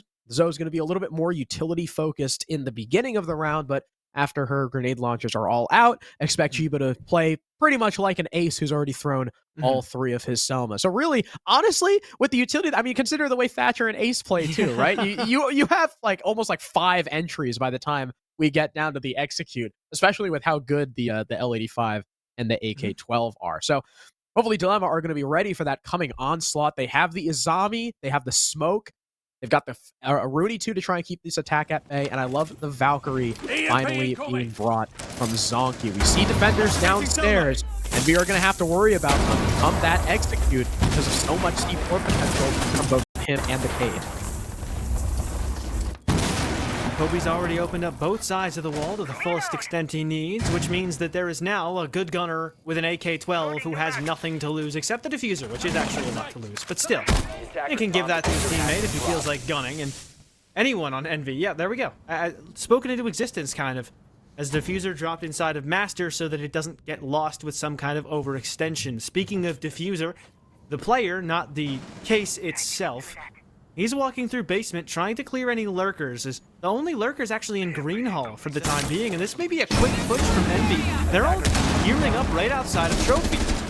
The Ace opening up that attic wall, and Kiru attempting to just simply walk in. He domes Rai, not expecting it, but is very quickly refragged. Cube, however, does not end up going unpunished, and it's 2 for Kobe peering into attic. Now Zonky downstairs, flanks over, kills Jibo, and is ready and waiting for that C4 potential, but no, he's already used it. Burnt Turkey way back in the bomb site is attempting to cut anyone off. He's able to take the fight against the diffuser, can't land the finishing blow. Finally, he has it, looks for the other, downs Kobe, and it's all Fens. With 1 bullet's worth of HP against 2, one of them being the DMR. Burnt Turkey stepping up massive in this round. Once again for the 2nd round in a row to try and take a 2-0 lead as Fens attempts to hit the rotation station, through into Kids, gets the headshot on Zonky. Now we're in a 1v1, and Burnt Turkey has to be careful, and Fens 1v2 makes it happen. 1-1 as Envy take it back. An outstanding round from both teams. I was about to say I've been converted. I'm a believer in Burnt Turkey supremacy. But then Fens supremacy, just as prevalent. Outstanding round from the both of them. To bring things back from the brink in both cases. And Fens is someone you don't hear talked about as much as some of the other players, because he very much takes up a more hard supportive role. But he's been impressing whenever he needs to gun all season. I think he's still the highest rated player on the team, because when he's given the chance, he can absolutely activate. He's taken a backseat in the same way that Kiru kind of has as well, to let his teammates shine and take the opening gunfights. But he is just kind of turning into something of a clutch minister for his squad. And though Burnt Turkey got so close to doing it himself for Dilemma, as we've seen him do many times, it was Fens making sure that Envy are able to go 1 for 2 in their first 2 attacking rounds. 10 seconds left. Fens has always been a super consistent player, even when playing with, I think it was Osiris in E1. Super solid backline player. Now with Envy, Attackers are moving to defuse a bomb. they take that 1-1. And Diffuser has swapped off of Iana onto the Maverick. So this time, they'll look to open up that game's wall and then likely have that attic split as well. Instead of just attempting to rush their way in and take control, they'll be a little bit slower and a little bit smarter about it, especially with the way those trades went. I really think that could have been a Dilemma round if things were just a little bit different. Well, it definitely could have been. And this time, is crazy. Aggression expected. No Oh, wow. way. They read him like a book. They haven't played the map in months. They haven't played the map really since they became a team.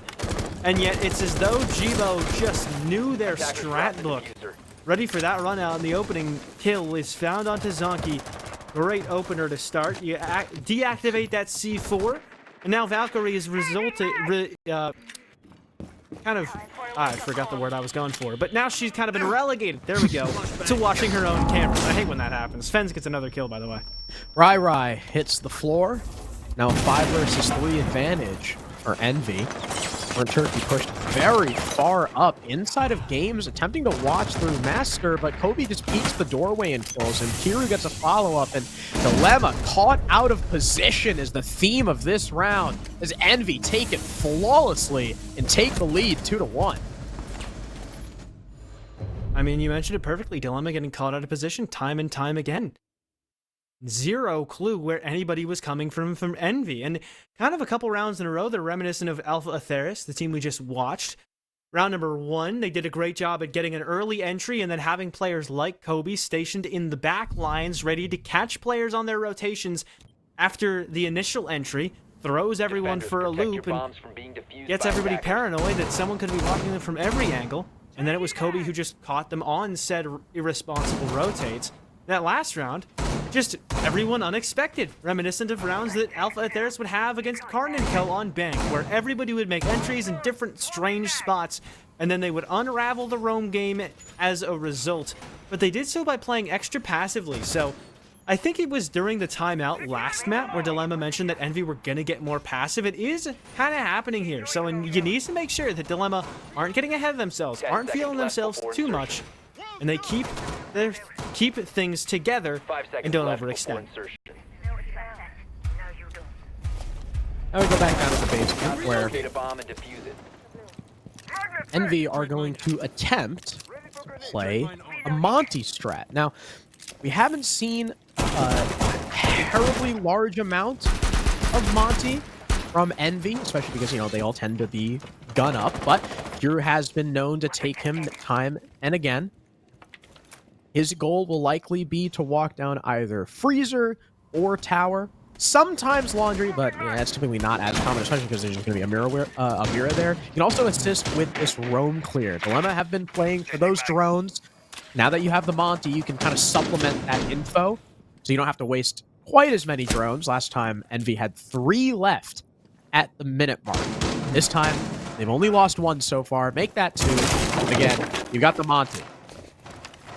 This is a great adjustment from Envy. This shows that they're willing to adapt on the fly because they've struggled so much with unexpected roams and clearing them out, but this time the Monty couldn't be further away as Zonky gets the next first kill. His second of the map, his second on this objective. And the Thorn has been taking names outside of the bomb site. This time he'll start by killing Diffuser, and I was going to say, it's a great adjustment because Envy, or rather Kiru, is going to have such an easy time clearing out roams of players that are in unexpected positions by just face-checking it with Monty. However, didn't use that in Tower, and very much got punished for it. Kobe's missed the Mira because it was smoked off, and he just guessed the wrong height. And so now the Mira's not gone.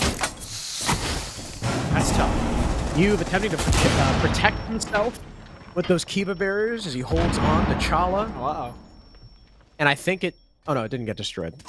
Sorry. I thought the Kiva barrier just got destroyed by his teammate's impact, but no. The mirror window was opening. That's what I saw instead. Fens has worked his way all the way down the laundry stairs.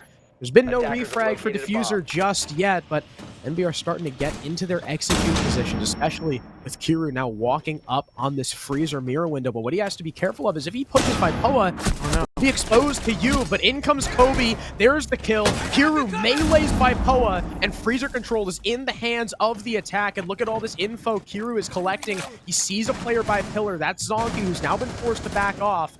A lot of this is going to ride on Rai. If he can get a kill in through Freezer, this becomes a different round, but it's Burnt Turkey instead to kill Kobilax. Refragged by Jibo, and it's all Rai in a 1 versus 2 now. Fens and Kiru have site control. And up against the Monty, it's going to be a tough clutch to win, but he gets one, looking for the other one. Can't land the shots over the shield. All he has to do is run away, but he's so lit up. He's just 1 HP. There's only 8 seconds left. The Monty has to make it happen, but Rai is playing Ring Around the Rosie. Kiru's feeling the pressure. He's panicking. All Rai has to do is live. Oh, Operators, you have run out of time.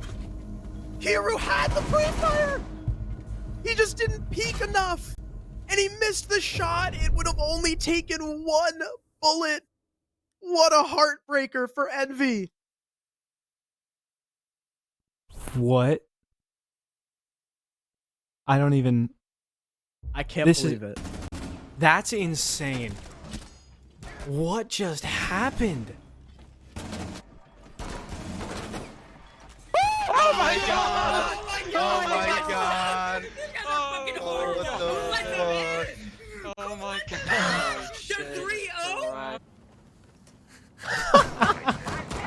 Bomb located by attackers. Who let them in? Wow, I mean, that was definitely a rough round out of Envy, to say the least. I mean, I cannot believe Rai. I can't either. I mean, I feel like that kind of stems from Envy not knowing how they wanted to finish that round. I mean, they only had that freezer control. They struggled to get tower. They weren't putting any pressure down laundry stairs.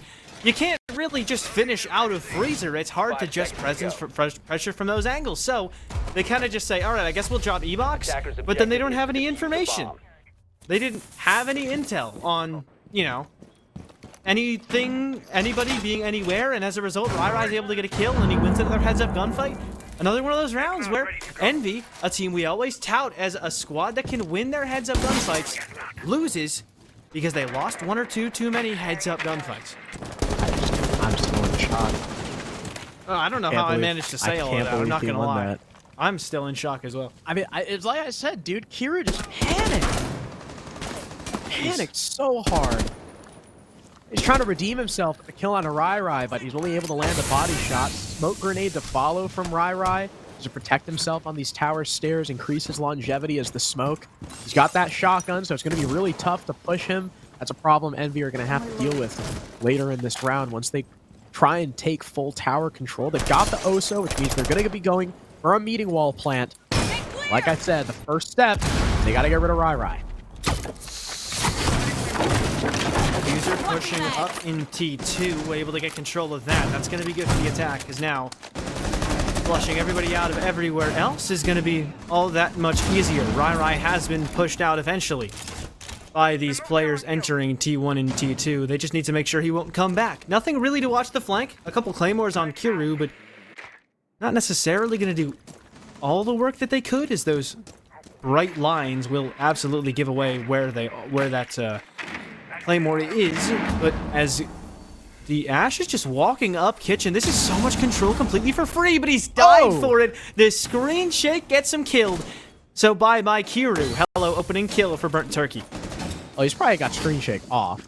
I think that's just spectators. Okay. All right. Well, but okay, you gets a follow-up kill. Burnt Turkey dies, attempting to walk through the smoke, and there's a follow-up. Malusi could be the next to die, but Jibo's not looking the right way, and Vipoa claps him, dropping the diffuser inside the bomb site. Rai, who we saw fall back down to the basement earlier in the round, makes his presence known with the flank up laundry, and it leaves Kobe alone in a 1 versus 3. Smoke grenades coming out to isolate his possible locations, and as he picks up the case, he gets eaten alive by Vipoa.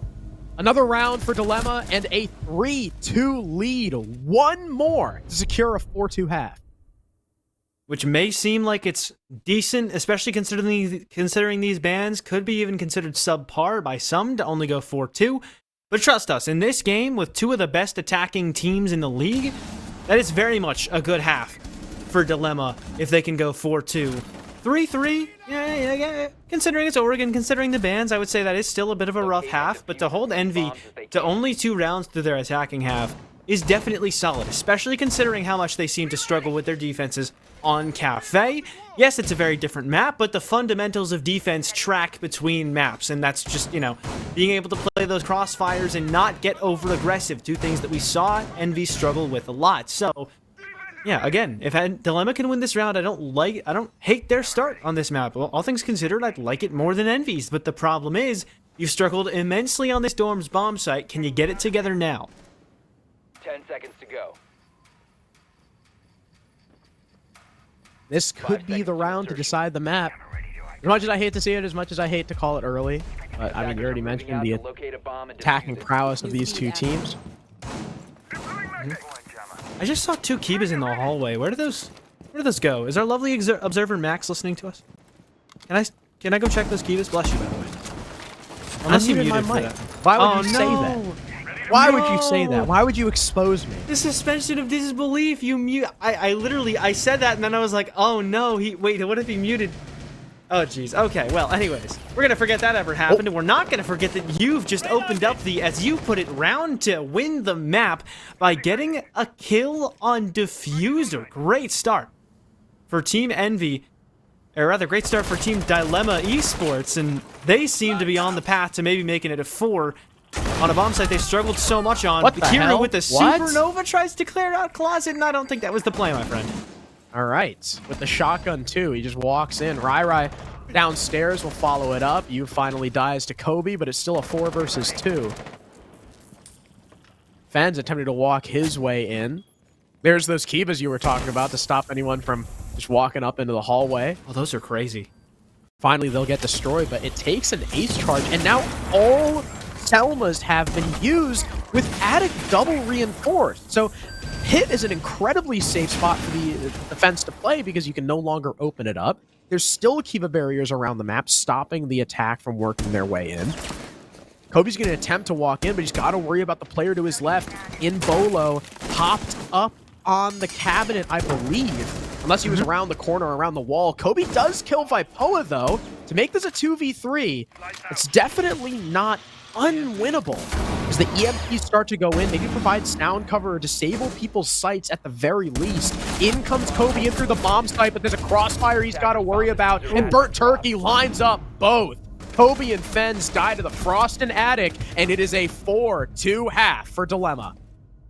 They had over a minute to play with, and still 2 drones on Fens. At least use one of them, surely, to try and catch any information on where those defenders are, so you know what to expect walking in, so that you don't have someone die untraded. I guess he was traded, but even still, in the 2-on-3, that's an advantage for Dilemma every single day of the week. So, would have loved to see Envy slow down. Maybe that's a sign that, you know, they're not really playing as patient or as reserved as they should. They may be losing the mental game behind the scenes just a little bit. And I would hate for that to be the case, because that could make a very big difference going forward, especially on their defensive half, especially on this half that they struggled so much on historically, at least relative to the attack, and in this match specifically. Now, we move on to Dilemma's historically stronger side. Now, we haven't seen Envy with quite the attacking prowess as we've seen in the past. You did see it from Dilemma on Kafe. They'll, of course, be looking to repeat what they did back on that map. We'll be going upstairs first. Unlike Dilemma, they definitely favored Laundry over Dorms. That final round, round 6, was the only time they won it out of 3 attempts. Dilemma are also rocking the Amaru. Is Juve in T3? No, he's in T2. This is Element. This isn't Xenon. Thank you. Thank you for clarification. Juve is It not looks in like T3. it looks He's like not in he T3 is yet. going to Tower. He's going to go to T3, yeah, eventually. This is something we saw Space Station very prepared for when Alpha Atheris wanted to bring it out. And well, Jibo's also playing Frost, and he's prepared to run out. Not on the guy T3, though. Rather prepared to try some run out on anybody repelled outside Armory. Not going to find anybody, though.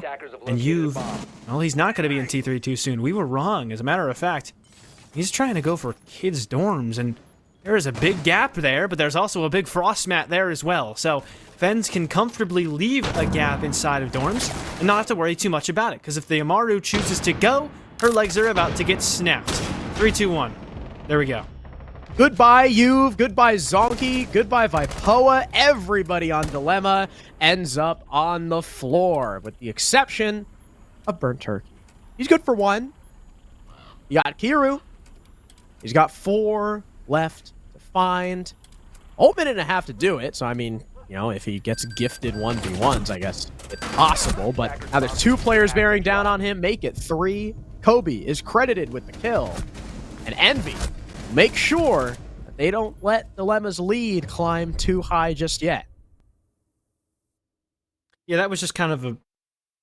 just fell flat on its face. Just sort of a wet fart of an attack there from Dilemma. They really didn't. Never really got much of anywhere. They just... The big ace in the hole of the Amaru died immediately as soon as she made contact with the ground, as soon as she made contact with the frost mat, and so as a result, Juve was not able to do too much, and he's been pretty solid this series, especially on his lurks, especially on his entries, kind of disguised as lurks a little bit.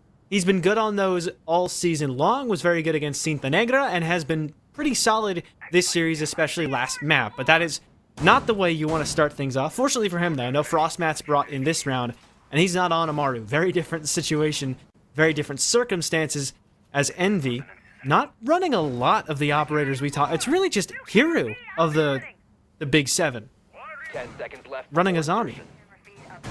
Well, you've got Valkyrie. Valkyrie. Oh, yeah, my fault. Yeah, that's Tim. Fool. I am a fool. You are. Attackers Accept are it. moving out Own to it. locate a I bomb have. diffuser. I just did. Good. Yeah.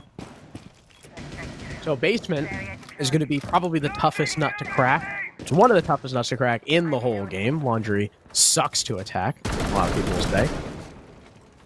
Dilemma are bringing a lot of hard breach. They've got the Mav and the hard breach charges from Capitao. And of course, Burnt Turkey is going to be instrumental when it comes to the execute itself. When you see a team taking a Capitao, it means they're probably relying a whole lot on that Capitao. But before they get to that point, they have to worry about these two players upstairs. And they have to make sure that Burnt Turkey and Rai Rai don't die to them. It's 3, I think. There's an extra inside of attic. Yeah, I think. So there's a zombie. There's a ton of roam diffuser. here, and then I think there's one in tower / attic. Well, we can't. I see. guess maybe like Jibo, White. Yeah. Well, yeah. Oh, no, yeah, the wait, Kobe, no, yeah, you're right. Kobe. Yeah, there's Yeah, there we Kobe. go. Yeah, Okay. this is an insane extension from Envy. We never really see this on basement, and it's being challenged head-on from Dilemma instead of, as would perhaps be more wise of them, falling off and trying to direct take quickly. They're going heads, they're facing the roam game head-on, and they have no plans of letting these players upstairs live. And the first swing isn't going to work out for him as Kiru takes the opening kill. Yuve's dead first again. Burnt Turkey on the hunt. Just missed Kobe going back down those tower stairs. Dilemma look like they're no longer interested in pushing dorms. They should have made that decision a minute ago and before you've died, because now if they start opening these barricades, Envy are going to expect it, and they're going to have the time to adjust and recollect themselves down on the bomb site. So Dilemma's rotation, honestly, maybe they should have stuck to clearing.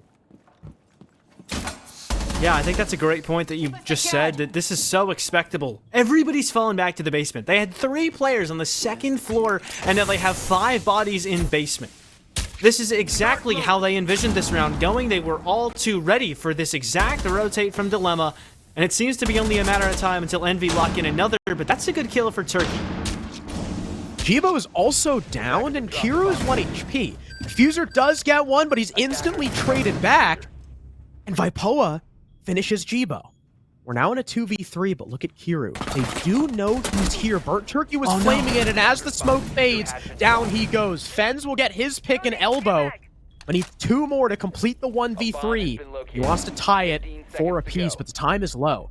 12 seconds. The attackers do not have case control, but the pre-fire doesn't land. Vipoa crouches right under it, and it is now a 5-3 lead for Dilemma.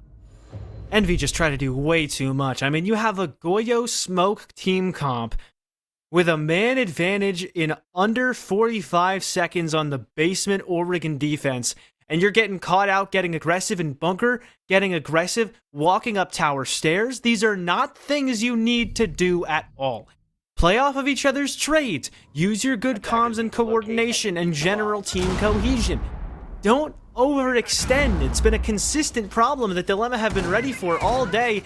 As early as the first real round, or the 2nd round that Dilemma won all day. Round number 4 on bar, we saw Diffuser overextend in an important linchpin position that resulted in a round win for Dilemma. We've seen it there again. Not necessarily from Diffuser, but still. the smoke overextending on blue stairs is a huge mistake to make. And then from there, more overextensions, more over peaks, general overconfidence, and a lack of respect for Dilemma really did Envy in. Outstanding round for the attack.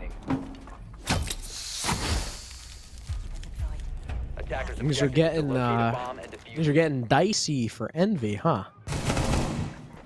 Yeah, that's the first round where the team who won the opening gunfight has lost as well, so even dicier that they won that first fight and still lost it.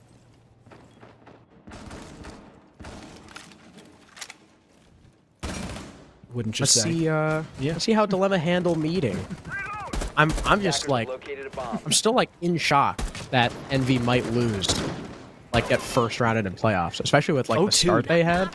Yeah, 2 rounds Sky to was go. on the board. They picked into Oregon instead, and this is what we're seeing on Oregon. I mean, they left Kafe up, they left their permaban up, and they looked generally uninspired on that map. I mean, this, honestly, I think if they lose this, I really feel like they just lost the ban phase, quite frankly. Could definitely be. I mean, Dilemma clearly ready for it, even though it was their auto ban. Or maybe they weren't ready for it. Super's right. You know, everyone plays Oregon. They're just doing the basics and playing the fundamentals better. Because that's really all you need to play Oregon. You just need a decent understanding of fundamentals. And clearly, working out decently well for Dilemma. Yeah, and if you think about Kafe, your auto ban is Kafe, there's probably a reason. You probably have some kind of struggles on Kafe. So if you think about it, both the nature of both these auto bans, not really as much of an advantage for Envy. Especially considering they don't have game day reps on this map in quite some time. So, just reasons on reasons pouring up, but reasons to believe in Envy still very much there. Example number 1 is Kobe Lax. He's got 10 kills this map, and he's opened this round up by fragging onto Juve, a big player to get off the board first. Because if he's not dying first, he's getting early kills. So you've prevented that from being a possibility, and you even doubled down with a kill on a Vipoa. Burnt Turkey now going hunting upstairs behind a drone, but no one for him to find just yet. There's really only one player in Attic. It's just Kiru, who will finally die, but in the meantime, Rai-Rai's been downed going through the window. Dilemma are losing bodies and losing HP. Zonky has a very long angle, looking to challenge the Aruni, but can't land the shot. That could have been a big pick on the Fens. The time is starting to run low. 45 seconds left. Kobe is still lurking in Classroom 2. He hasn't been spotted out. Zonky, now his position pushing up is known, trying to shoot over towards the Azami. Verticality being made by Rai-Rai really late into the round. The Hibana pellets have to be waited for before they open that Kiba barrier on security. Diffuser fries Zonky as the Twitch just looks the wrong way. Burnt Turkey ends up dead to the player in Kitchen 2. It's just Rai-Rai. 1v4. 1 HP. Not a whole lot he can do. Diffuser's going to fry him, and Envy will take another round back. Bring themselves within 1 point once again. Another textbook Envy round of win a couple gunfights in positions where maybe they were anticipating getting a trade kill. If Kobe doesn't get both kills, if he gets traded in that second gunfight he takes, we're looking at a 4-on-4. Considering the control that Dilemma had, where they had top floor up in dorms, they had dining control, they had enough control over security, or at least they had prevented defenders from being in security to enough of an extent where there was enough space for them to get a plant down. With 4 bodies up, you can cover that plant successfully. I feel like they win that round. But Kobe with a huge early round play, not dying and getting 2 kills, so that even when Dilemma are given all that map control, they're still not able to make good on it. Just not enough people to watch all the angles they need to, and the people who are watching angles or walking in or getting caught from places they weren't expecting. Great round for Envy in terms of their mechanical skill showing once again. And, well, they're only round down now. 10 seconds remaining. 5 seconds remaining. Very least, right? We haven't seen like map 1 where Dilemma just kind of Attackers are moving out to locate a bomb. racked up Went on a points. streak. Yeah. 6 points in a row. Envy are, right behind them. They're nipping at their heels. Problem is that they're always playing catch up. Right? They're never. They haven't been ahead since round 3, and then Dilemma took 3 rounds in a row. That was rounds 4 through 6. If this keeps going back and forth, it's going to end up being a Dilemma victory. So we need to see a streak from Envy. They need this round here, and they're going to need the next. basement site to go back to after this one. Or they could have gone back, actually, at any time. They lost that basement objective. The big one they're going back to, and the reason it's notable is this dorm site, because they've won it. And they won in meeting, too, so maybe if they really struggle on laundry, they could bring things back. But considering the sites that are up, you know, you remedy a couple mistakes that you made on laundry, you could definitely get a win there, make another win happen here. It's not looking great for Dilemma. Overtime might be on the cards, but like you said, they're going to need this round, because if Dilemma get another win here, I feel the mental will be too far gone for Envy. They've lost too many good sites that they can typically reliably win for a comeback to seem likely to get into overtime, which is what they need, because one more round and Dilemma are on match point, and you've ready to make something happen quickly. Ooh, he's got an inkling that someone's in security, but he's got to worry about the shower double door too. There's someone just around the corner, but now in showers. You could see this as a chance to strike, but he's very exposed just sitting in the corner of the hallway there, especially, again, with Jibo just around the doorway. He's banking on the fact that no one's going to know he's here, and he'll be able to react more quickly. The Frost is starting to peek it, wow. And finally, Kiru just swings him. And down goes Yuv. Yuv is 1-4 on entries. After the defensive half, by my numbers, he was 1-0. Unless he, had one entry death, I could have missed something there, but still, it goes to show that every single attacking round, he's effectively been the first person to die. He got frostmatted in round 7, and then he died first in every round since then. A very rough thing to come back from, but Dilemma have done it before. In comes the utility from Burnt Turkey now as Rai dies to Jibo. Capitao makes his way through, but his whole team is dead. Now him as well. It's all up to Vipoa in a 1 versus 4. And Envy are taking this game back. Even. 5-5. Envy making a statement. It's not going to be easy for Dilemma. It absolutely won't. That's a huge statement from Envy. And it's just, you can't keep overextending Yuv. We know to expect these lurks. We know to expect him to try and get into little nooks and crannies in our defense. They were so ready. It's like they had a live cam, like getting live Z pings on his location, red pings even. It's like he was stuck in a Kawan hive because they just knew exactly where he was when they swung.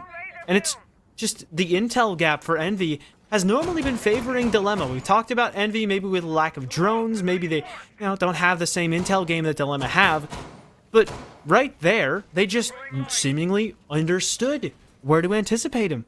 And so with that, Dilemma, not able to get another round, playing into this objective once again, downstairs in Laundry. Very different composition from Envy, but considering operators they're bringing, it may be a similar strategy. But this time, we actually only see one of the big 7 being brought. That's Fenrir. Everybody else, they opt against them.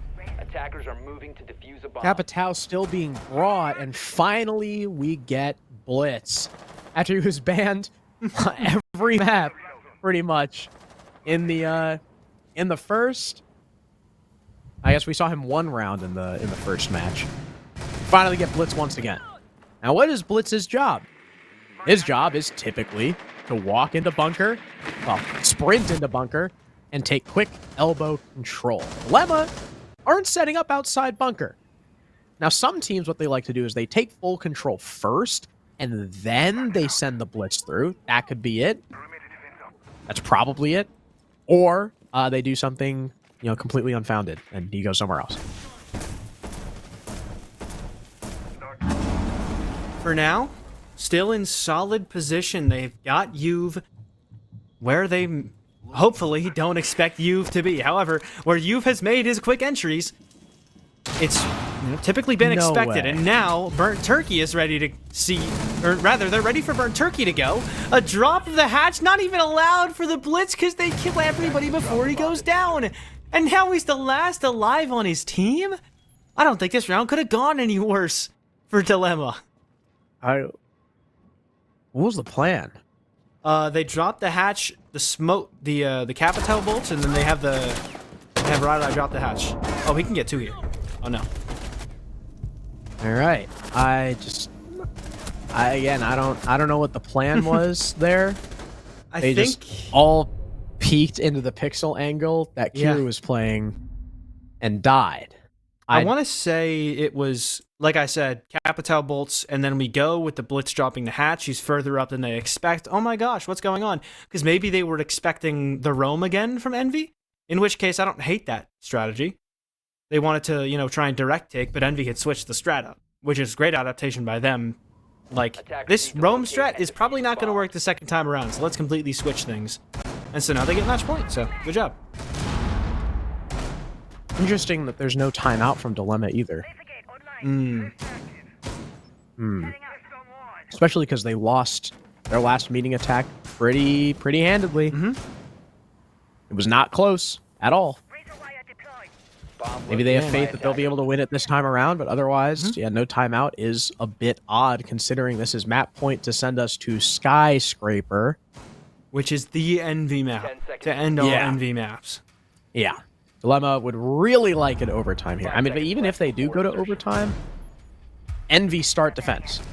There's back-to-back 4-2 halves for the defense. Dilemma still will not be out of the woods just yet. But we'll see what they go for. No Osa being played. They've got Hibana, too, rather than a Thermite or an Ace, which is what they ran last time they attacked this site, too, which is a bit interesting. I don't really know why they favor the Hibana over the others. I mean, I don't know. Plenty of reasons. Maybe Turkey likes the gun. Could be a big Hibana guy. Yeah. 89, it's quite fun. Low magazine count, but I mean, when I first started playing the game, I picked up support, and Hibana was like my favorite operator.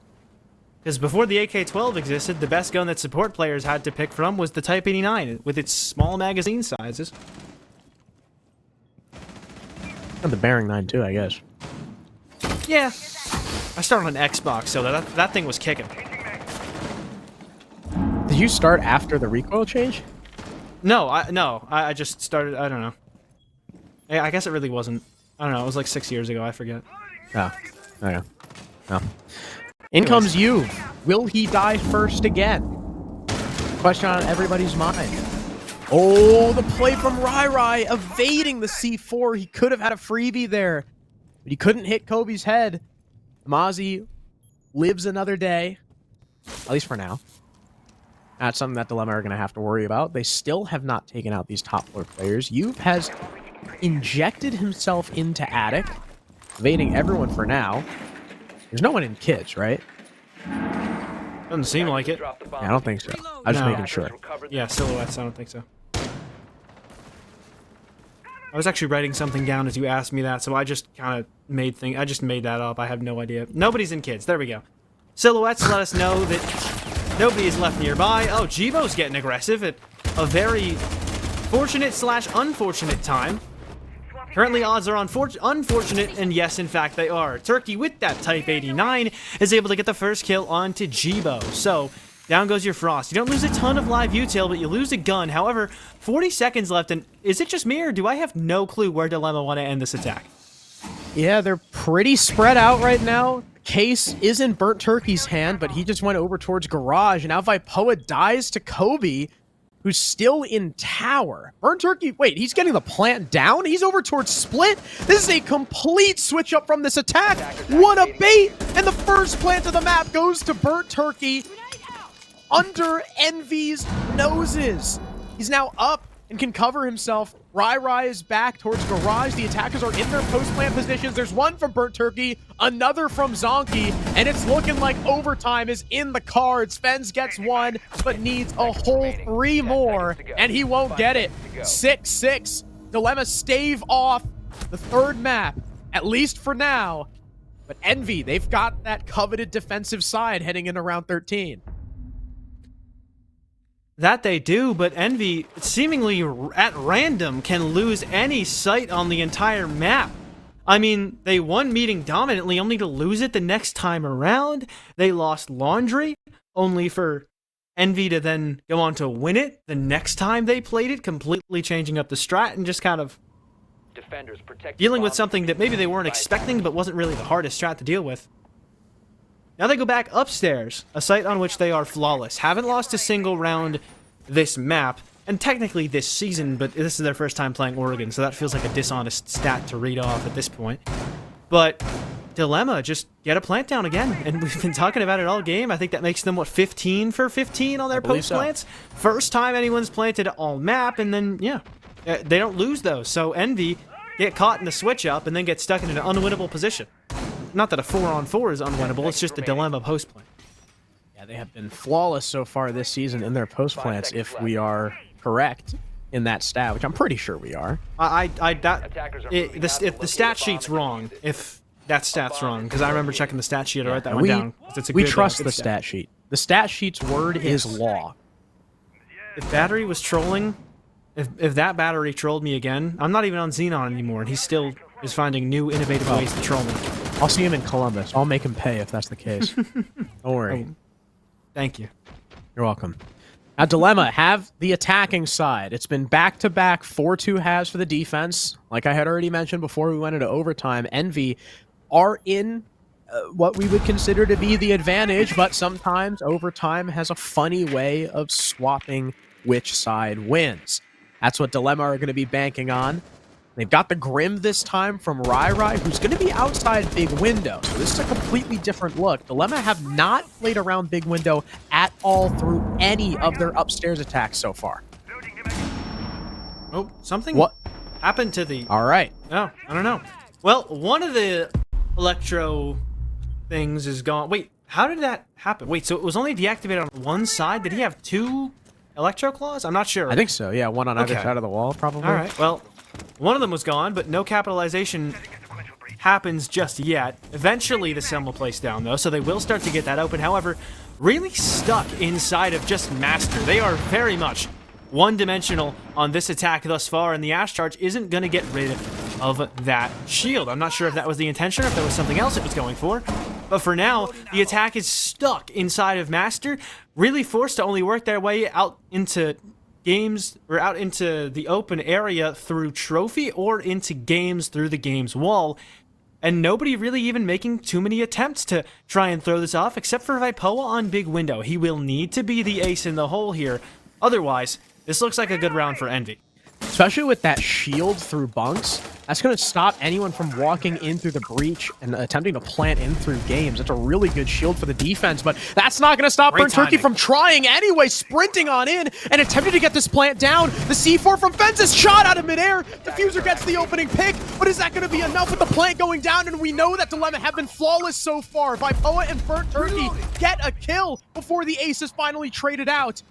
And this could be where Dilemma puts themselves in an advantage. Vipoa, like you said, the ace in the hole, gets his pick from outside, but ends up dying. Now it's a 1 versus 1. Zonky versus Jibo with the first point of overtime on the line, with the perfect post plants on the line. In he comes, but Jibo wins the fight! Zonky, why would you hit your sprint button? He gifts 7 points to Envy. Defenders disabled the diffuser. What a heartbreaker. Bomb defusing attempt failed. Defenders I mean, first, you have the perfect angle from closet. Why bother moving away? You could have shut that one down just by looking through the closet wall and peeking it as easily as possibly. Runs over to Trophy and then has to sprint so he can catch him in time, but he didn't have to do that. He didn't need to go gun down. The perfect post-plant record is lost on, I think, the 17th attempt.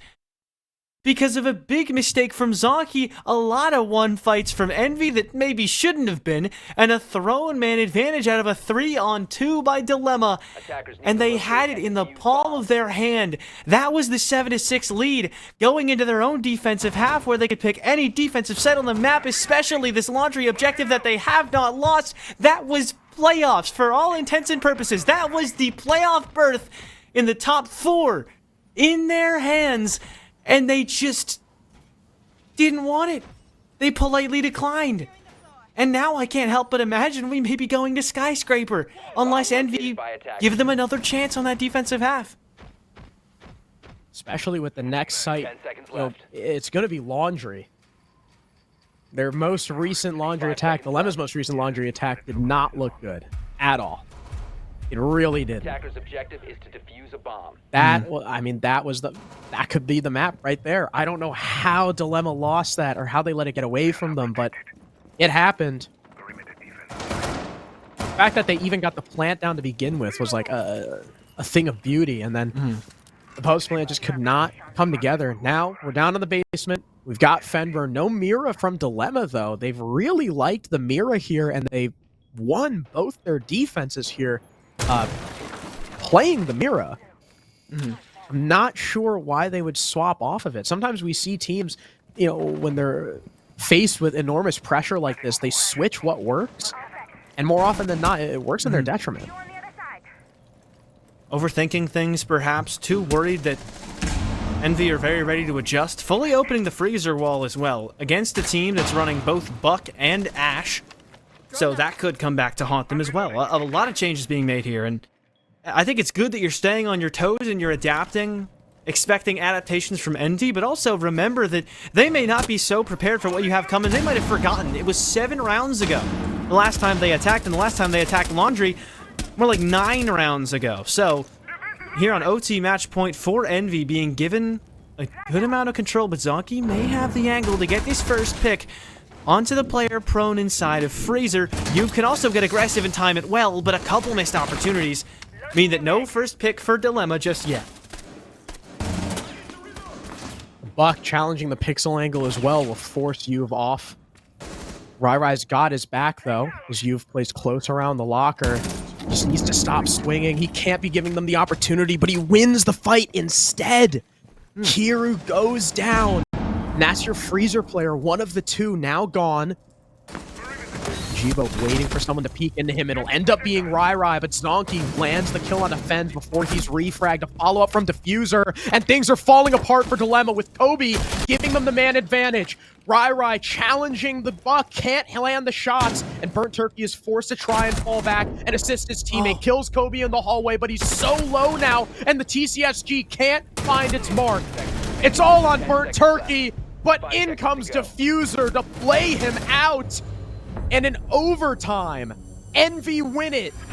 They win a basement attack and send us to Skyscraper, their own hunting grounds, their best map. And it could be over for Dilemma. They were playing with nothing to lose, and they almost just won so much more than any of them have ever had. And at the last second, they had it. They had the advantage. And even if they lose that Laundry, you get another chance in overtime on attack. And I could only imagine that maybe, they play that last round just a bit better. In a bit better of moods, with a bit better of mental. But no, they just barely come up short. And now Dilemma have to walk into, as you had put it, literally Envy's playgrounds. They've played it as many times as they've played just about every other map combined, which is actually like a legitimate stat since they've played so many best of ones and played this map so many times. That's like, they have played an overwhelming amount of Skyscraper and not lost it once. Yep. Dilemma has to have something special prepared on this next map because they don't have anything ready for this Envy team for this next map. I mean, you just missed your chance, and granted, you didn't maybe have the highest expectations, but considering the way it went, you'll be thinking about that for months. Yeah, especially with star power finally shining through from Envy 2, everyone having 10 kills, and Kobe with 17, so they've finally found the guns that they were missing on map 1. But we are going to take a quick break and then send it back to the desk before we conclude today with Skyscraper.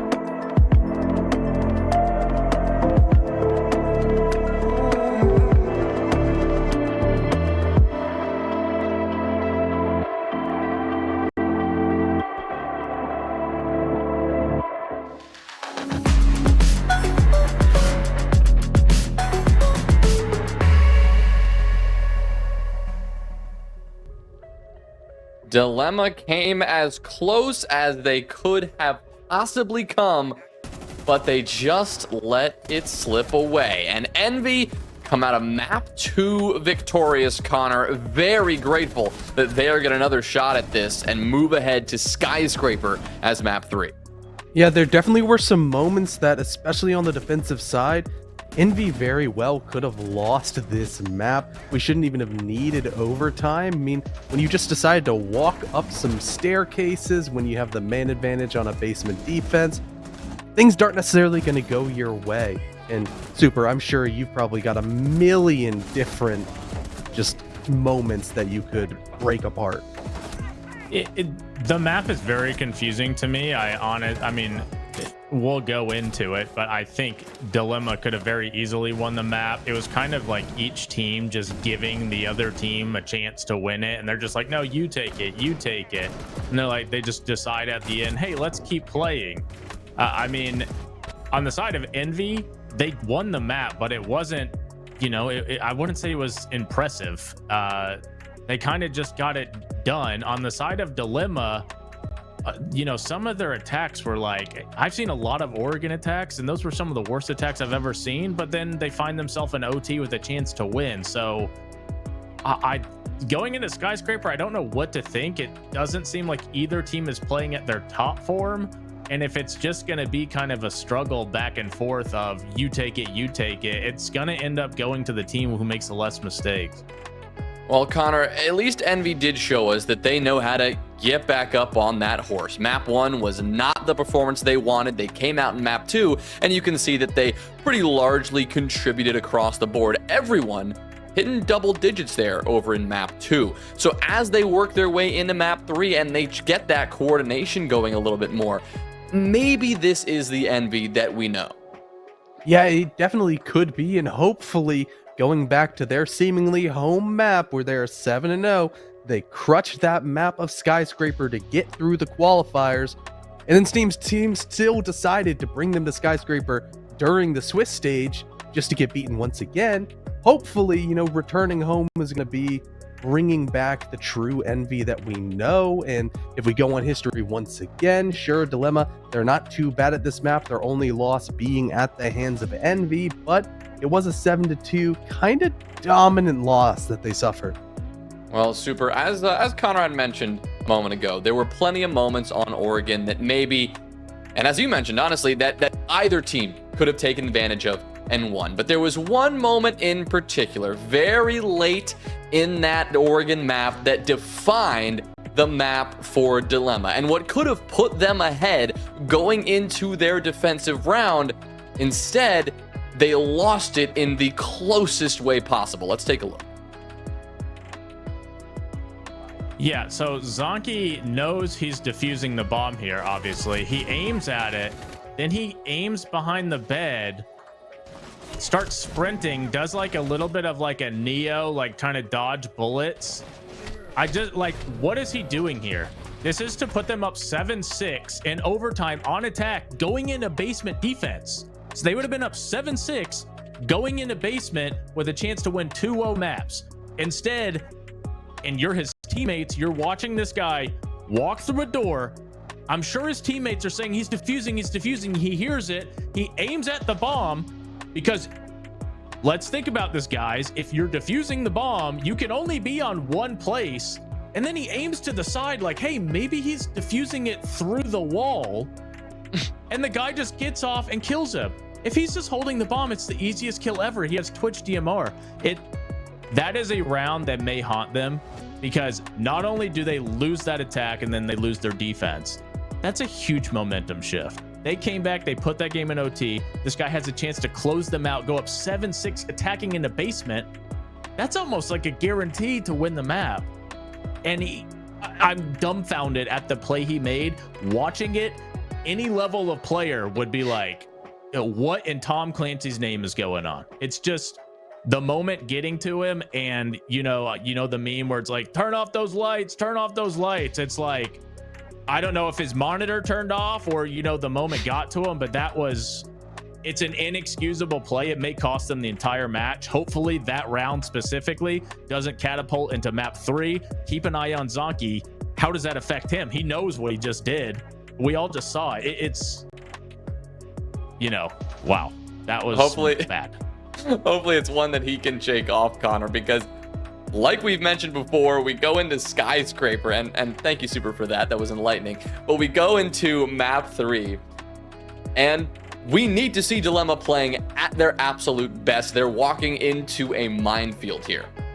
Yeah, and Zonky, going back to him for just a moment, is a player that is very new to the competitive scene. Sure, he's been running the ranked trenches for a long time, but this is his first big event in a competitive environment, so maybe the lights are just getting to him, but you would hope that he bounces back because, Jonah, like you said, Dilemma does need to be firing on all cylinders. They need all 5 of these players to step up, and you see the sort of incredible aim and just overall aggression that we saw out of Vapoa in the first map, where he was just running around Kafe and making that his home, to go up against a Skyscraper of Envy, where they are very, very comfortable and going to be wanting to take those gunfights to shut down your entry.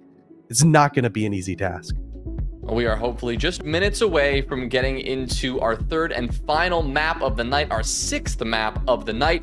Unfortunately, we're dealing with a couple of server issues as we get into the game here. We're sorry about that, and we will look to get into this game as quickly as we can. For now, we're going to step away. Don't go anywhere. We'll hopefully be right back.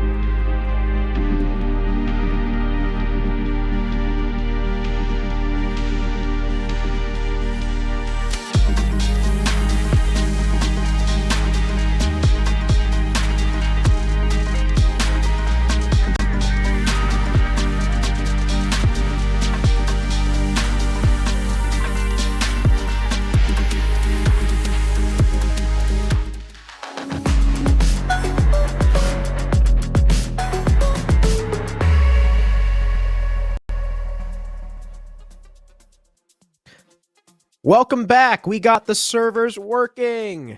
Everyone's in the lobby. Yay. And as you can see, the scales of the social prediction have tipped ever so in Envy's favor, 69% to 31 after that last map victory. And because, as we have talked about so many times, Envy loves Skyscraper. We've talked about it a lot, honestly. We have. Maybe even too much, perhaps. As I do, yeah, it is worth noting that they kind of got this map through the qualifier. They used this map through the qualifiers picked up by Team Liquid in between the maps. But no, they weren't. That was a joke. But they ran this map a lot through the qualifiers. And so a lot of the teams they played against maybe weren't E2 caliber. Dilemma, obviously, are E2 caliber. But even still, they've clearly improved a lot since they last played. They've already won a map. They took them to the brink on their own selection. So I think this is a very much improved Dilemma Esports roster. And they've played it 2 times. They won it 7-4, or at least 2 times in the Swiss stage. They won it 7-4 over a Valkyrie team, then Elevate Academy, that went on to get 0-3'd. And they won it 8-6 over Decimate, a team that didn't make the playoffs. So, by that logic, Dilemma is probably, in their current form, the best team they've played on this map. On paper. Now, you could make the argument they're like on par with Decimate, but even then, Decimate brought them to OT and should have won that game, if not for a couple of choked situations.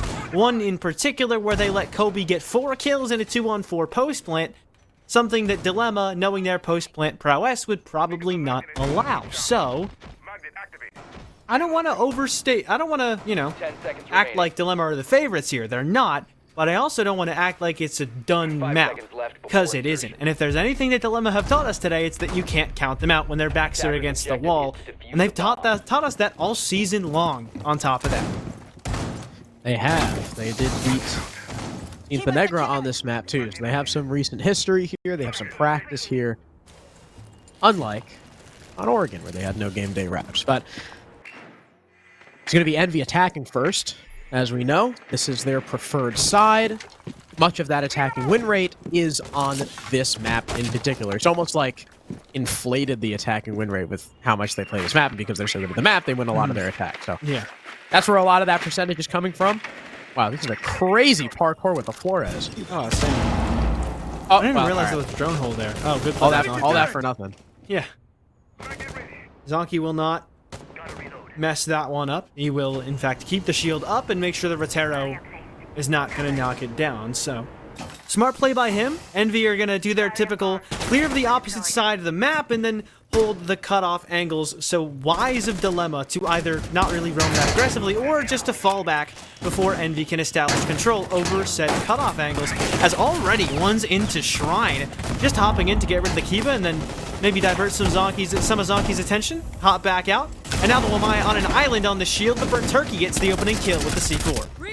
Follow up onto the Wamai behind the shield, though, as Rai also dies off screen, and the man advantage swings the way of Envy by 1. They've lost the Dokkaebi, which isn't the greatest pick to give up, but they've taken a lot of control, and of course, those 2 picks back.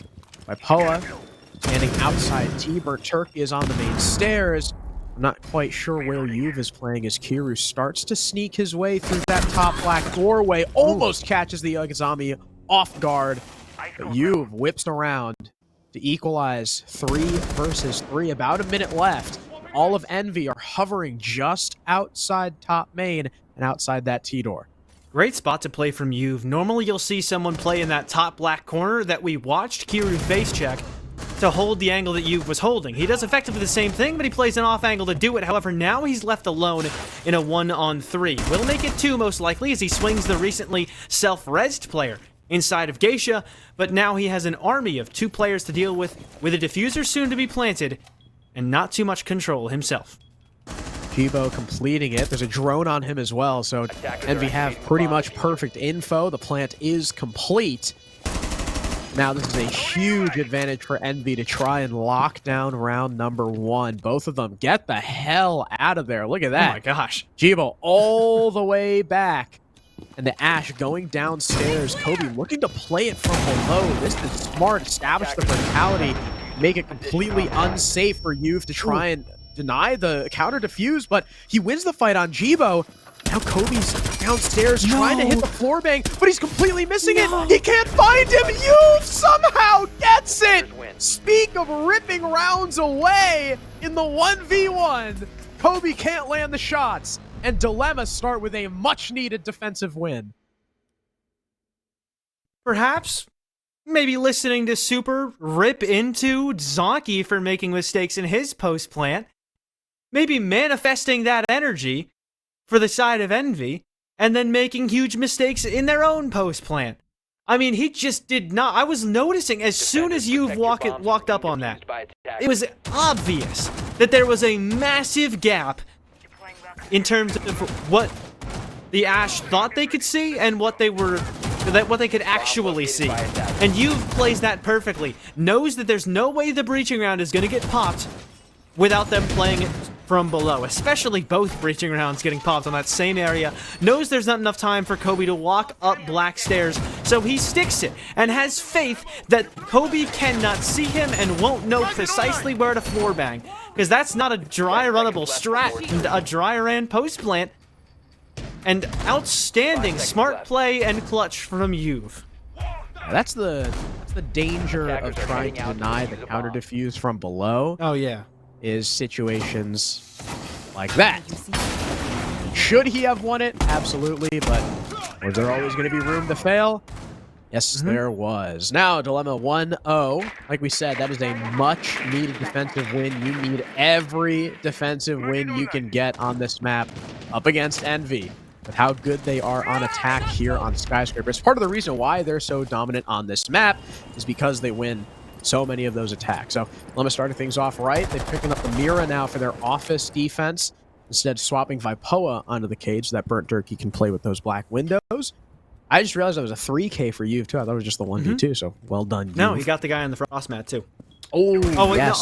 no, he didn't even kill Kobe. Never mind. So he got a kill earlier in the round that I wasn't aware of either. So technically only 2 kills in that actual 1v. Oh, he remember he 180'd Kiru trying to walk through the top black. Yeah, that was a good kill too. Wow, great round from you. We were dogging on him a little bit last map because he was opening picked. Because he was 4 of also the 5 like, times. 5 and 12. He was opening picked 4 of the 5 times anybody on Envy got the opening kill. It was you, specifically on that Envy defensive last map. Anyways, doing a great job not getting killed this time and falling back in very good timing. The instant his shield is dropped, he will drop back. He's wasted half of the round just sitting on a shield in Shrine. And a beautiful start as Envy maybe getting in their own heads after a little bit of a screw up last round. We saw this happen to them sometimes on Oregon, and now You've sitting in Dragon. Is he going to be expected? Maybe, maybe not, but Kobe expecting Rai wherever he was. That's the first kill to Envy. Nice shot from Kobe and Vipoa. The next to die, You've dead in Dragon, and Dilemma are falling apart at the seams. Already quite the man advantage for Envy here, heading into the last minute. Burnt Turkey looks like he was trying to go on an epic quest to save his teammate and res Vipoa, but it's a fool's errand as he's dead, defends. All up to Zonky, clapped by Kiru. Wow, he got smoked at that SMG-12. And Envy respond with a good-looking, flawless round. Realistically, should be a 2-0 lead here for Envy, but you know what?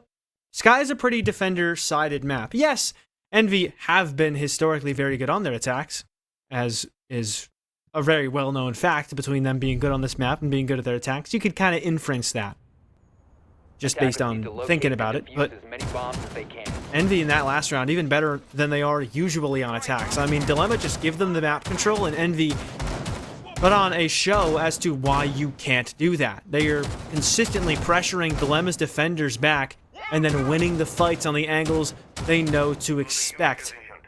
Something Decimate were doing was trying to throw off some of those angles and maybe catch Envy a little bit off guard. Meanwhile, Dilemma really not doing anything too out of the ordinary, and Envy, having played this map so much, they know what is ordinary, inside and out, and they know what to expect and when if you're just playing a typical Skyscraper. So if I'm Dilemma, I'm trying to switch things up just a little bit, but it doesn't feel like they're doing that. It's a very similar strat to what they brought in the last round. You know, with the exception of dropping the Mira, it's a pretty big change Not having those Is windows this just anymore. me, or are you very quiet right now? I don't know. Maybe You're I back. was. You're back. I don't know why you were so quiet for a second. Anyways, continue. I put my hands over your ears. I snuck behind you. Now I'm gone. I'm back in my room. I just turned around as you said that. I genuinely They're was scared. they're bringing the bandit instead of the mirror, which is a bit odd, considering especially with how much they played Mav, and we typically do on this map. Bandit, I don't think is really going to do a whole lot, especially because this wall that he's looking to bandit trick was Mav last time. So I don't know how much Zonky is going to be doing on this bandit. At the very least, they've still got the Cades on site, so that's something. And here comes the Mav. Zonky not going to tussle with it. He is immediately dropped back. But he's got to worry about that terrace store. He can't really fall back for free because of those Mav holes. It's cutting off the whole rotation. So at this point, Zonky's just kind of has to play his life here. Play a little bit of a crossfire with the Wamai inside of Shrine, but You've's died inside of Shrine. Burnt Turkey, still alive, doesn't win that fight. Somebody else has died elsewhere. That was Zonky inside of Drum. Horrible start to this round for Dilemma. They are able to win one fight, but for one kill, you lose 4 lives. Rai, time to make like you're a zombie teammate in round 1 and win a very hard to win clutch, but this one even more difficult because there's no diffuser that he can disable in a very convenient spot. Instead, just loses it straight up, and Envy in the lead now. All they have to do is set up and push it all at once, and Dilemma have no idea how to fight back. It's like they've lost all the gun skill they had on map 1 and map 2. They're twisting in the wind and finding nothing for it. I mean, Envy just walked into them and won every gunfight. They had the necessary info, and there's no tradability from Dilemma right now. We saw it in round 1, and we haven't seen it since. I don't know where it went. The adaptation, too, to bring the bandit was also pretty useless. I don't know what... I guess they didn't know that the Mav was being brought last time. But it was useless. And because they were playing farther forward, Zonky couldn't fall back. So he was essentially forfeit. They tried to double up and drag him this time, and it doesn't work. They close themselves to the window, trying to hold on to the walk-up. It's just a mess. Hopefully they can clean it up just a little bit next time they go to that bomb site, should they choose to. In an ideal scenario for Dilemma, they will play that site one more time, because obviously, ideally you win this site, and then either you go back to Office and win it, or you go to your tertiary site, assuming they don't have 4 sites prepped, which would be quite strange. On this map, you know, we could see it. I mean, we saw Space Station Academy run Bedroom. You've shoots 2 drones for 1, so Envy, maybe not, you know, emphasizing the drone economy as much as they could. But still, this roam from Dilemma not falling back quickly. Notable on Skyscraper because of the cutoffs at Terrace Double Window and at Shrine Window. It's very easy to catch anybody who's trying to fall back from a roam, but Kobe not even going to wait until he falls back. He'll just get the kill onto Juve as he sits over in Exhibition. And a great opener for Envy in this one. Even better now that Kobe gets 2. He just jumped through the window. I don't know how he's allowed to get away with that. How does Juve not kill him? And another for Kobe as Zonky's peeking over the drum. They just keep feeding this attack. Kills another for Kobe. And it's all up to Burnt Turkey. He's got 1. They know where he is, and Kobe lacks with the ace. Everybody on the defense giving themselves away for free. So far, we have seen a 1v1 in which Kobe was somewhat unaware of the angles before that, and everything else has gone for Envy. So, rough start for Dilemma. Precisely between yourselves. What is going wrong? How are you going to fix it? Instead of just saying something and not doing it, actually in this time, how are you going to fix the issues that you're being faced with? Problem solve. We spoke about it before. We're going to speak about it again. How are you going to problem solve? Talk about it. We just need to trust each other while we're holding. We need to hold shit, waste time with our utility. We just stop being dumb, just work together, do crosses, and trust each other. We're like either playing like pussies, letting them have the whole room, or we're just doing dumb shit. Like, let's start working together. They're getting entry picks and they're getting control of what they fucking want. So either we have to double up and make sure we get a refrag, or we just have to actually have util to hold something. The util we're bringing, they're kind of just clearing easily right now. Yep. Just focus on playing together and just trying to get a refrag. Make it uncomfortable for them to clear that shit.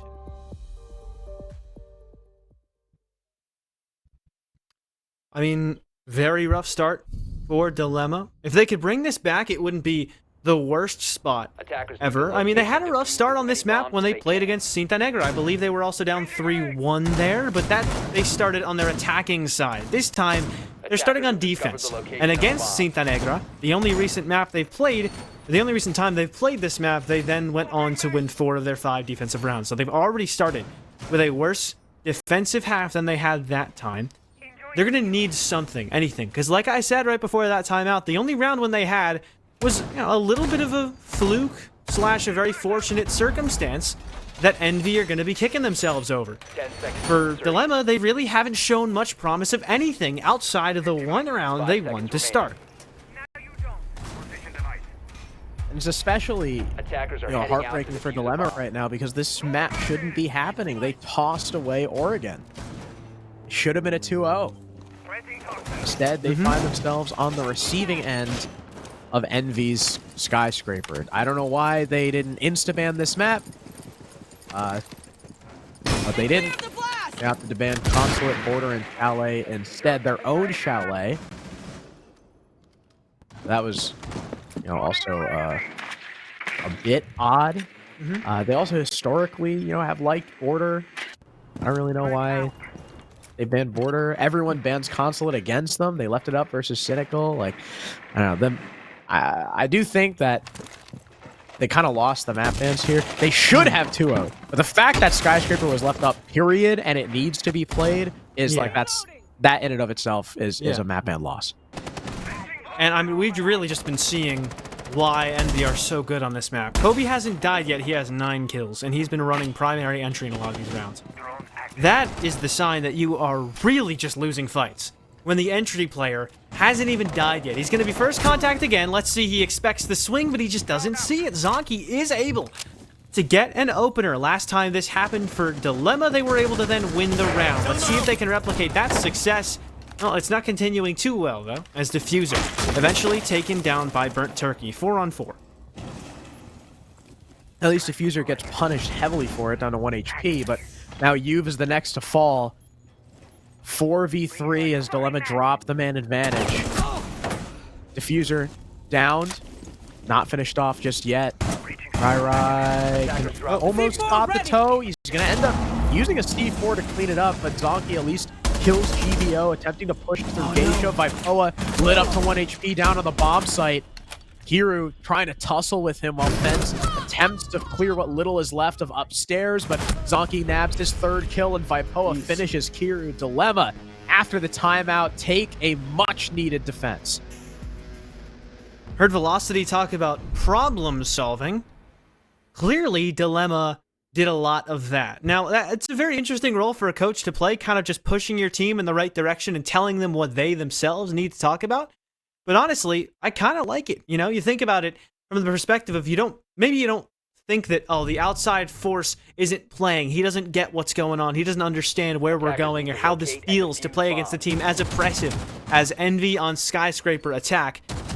But instead, he just recognizes what they should do and then encourages them to do it together, It's not being lazy. It's not him not doing his good job.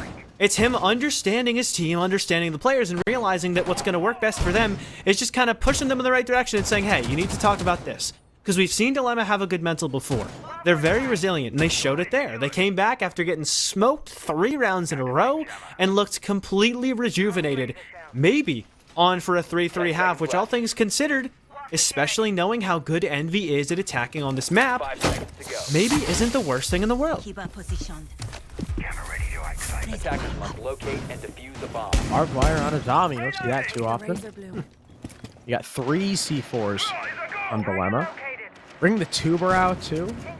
Try and lock down these walls for a little bit longer and also make Jibo's life really annoying.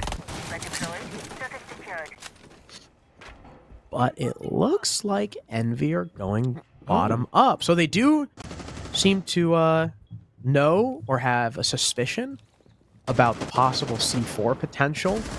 They might just have someone wait down there till the latter half of the round just to stop a C4 instead of full clearing, as there's no one from Dilemma actually playing there. You've takes first contact, ends up getting a little bit of HP taken away, but it's Kobe with the opening pick onto Burnt Turkey. Vipoa very quickly trades it back on defense as everyone from Envy is starting to aggress onto the bomb site. Kiru goes 1 for 1. We're in a 3 versus 3.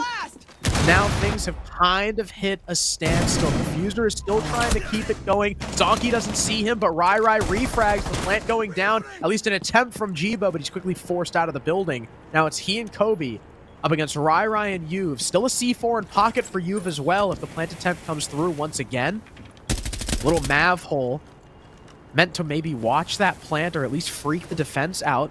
Being made from Jibo as Kobe starts to move on through terrace. Flashbangs start to come through. Here comes Kobe looking to peek around the wall. Spots the back of both players. Neither of them know there was a thorn trap on the freaking doorway. Oh, no. Where did they think he came from? Maybe they just didn't react in time. I mean, that was fast. That was a fast play from the Ash. But yeah, you're totally right. This is something we saw them use to their advantage on Oregon. The razor blooms, the thorn grenades to tell you where they're coming from, similar to proximity alarms, right? And they just didn't notice. And that totally ruined them out. I was about to compliment them and say they were doing such a good job at playing each other's trades and trusting one another to the fullest extent. And then they totally botch it at the end, not realizing that the thorn grenade that they had set up was set up where it was, and it was very indicative of a player walking in.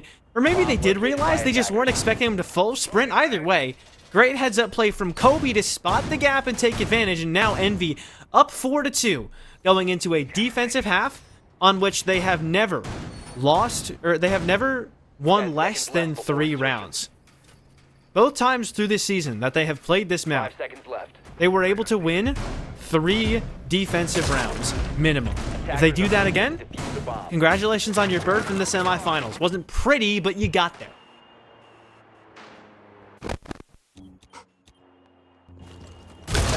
Now Dilemma have to attack. And Oh, jeez. that is not how you want to start. Debo with a spawn peak C4 onto none other than your ace player. That is a big pick on any side, but especially on T, where hard reach is so important, especially if you want to take Geisha control, and the rest of the roam is going to be harder to clear out with all these reinforcements as well. That is a big C4 from Jibo. Dokubi call comes out. No one acting on it just yet. Nice flashbang, but Jibo kills him before it goes off. The C4 to follow up. The IQ's already in the building. Youth walks on through, kills Jibo. Diffuser can't land the shots. Luckily, Kobe's there to help cover him. Zonky's now dead. And it's Youth and Vipoa in a 2 versus 4, and they have no idea where any of these defenders are. Now the Eagle comes out, and Diffuser one-taps Youth as the IQ was low enough, and they're just running circles around Dilemma now. That's nothing new from Envy either. That's the only strat I think they've ever shown on that bomb site through this season. They have one roam downstairs towards kitchen. They have one roaming exactly where Jibo was. They leave him then that same spot every time, and then Diffuser's kind of that pivot player who can rotate through house, either to go upstairs and help Jibo, or go down towards restaurant and help Kobe, the player down below, should that be what they need to do. You saw Kobe actually do that same rotate Diffuser normally does to come back and help deal with the full roam clear the Dilemma were going for, and it just felt like Dilemma weren't ready for anybody to be anywhere. And perhaps the same issue they showed in the round before, Envy are adjusting too quickly, and they're switching up their positions way too fast so that Dilemma aren't even processing that they could be somewhere else. And now Envy has started to realize that. They're running that to their advantage. They've got Kobe now on Valk, he'll probably roam. They've got Jibo on Vigil, he'll definitely be sprinting across the map, and they're going to continue to try and throw these attackers for a loop, especially with this bomb site selection.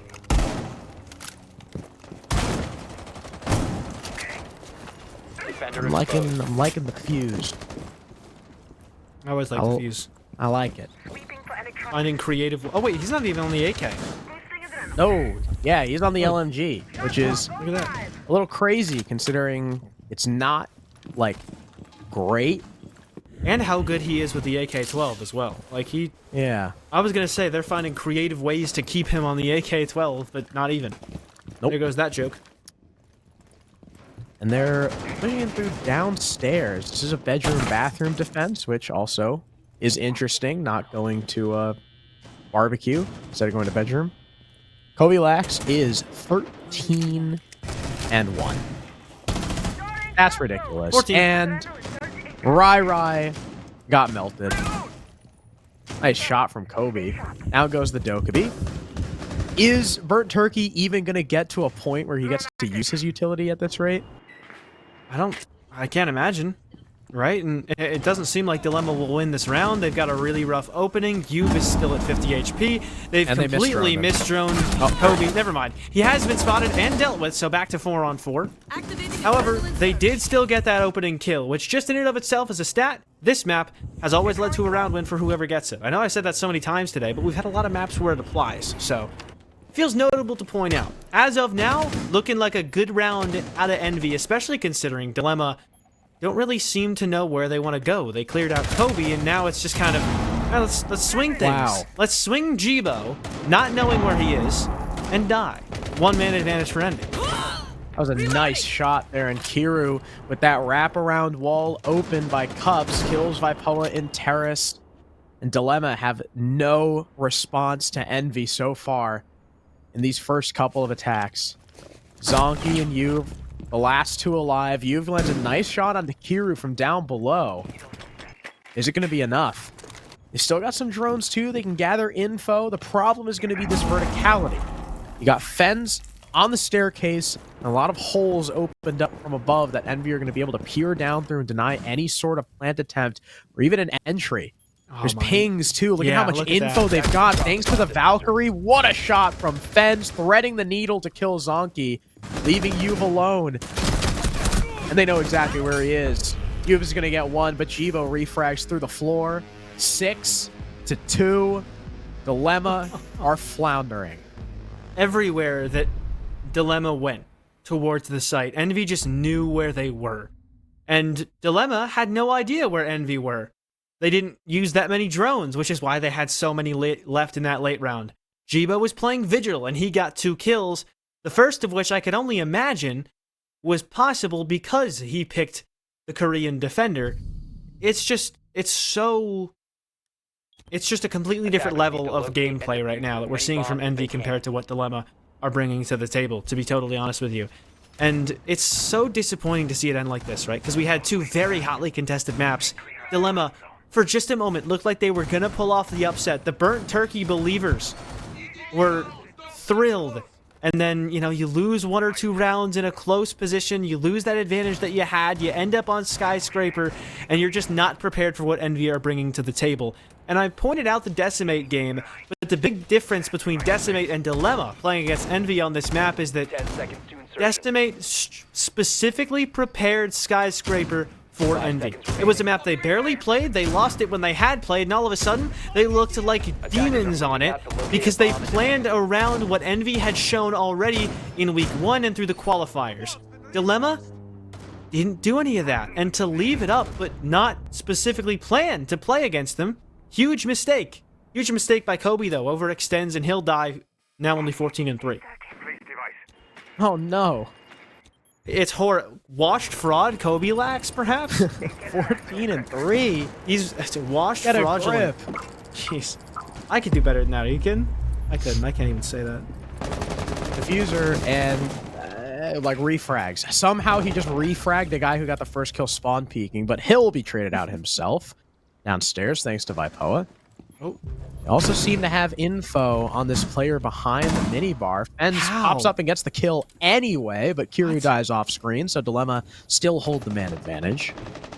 3-on-2. Site is office.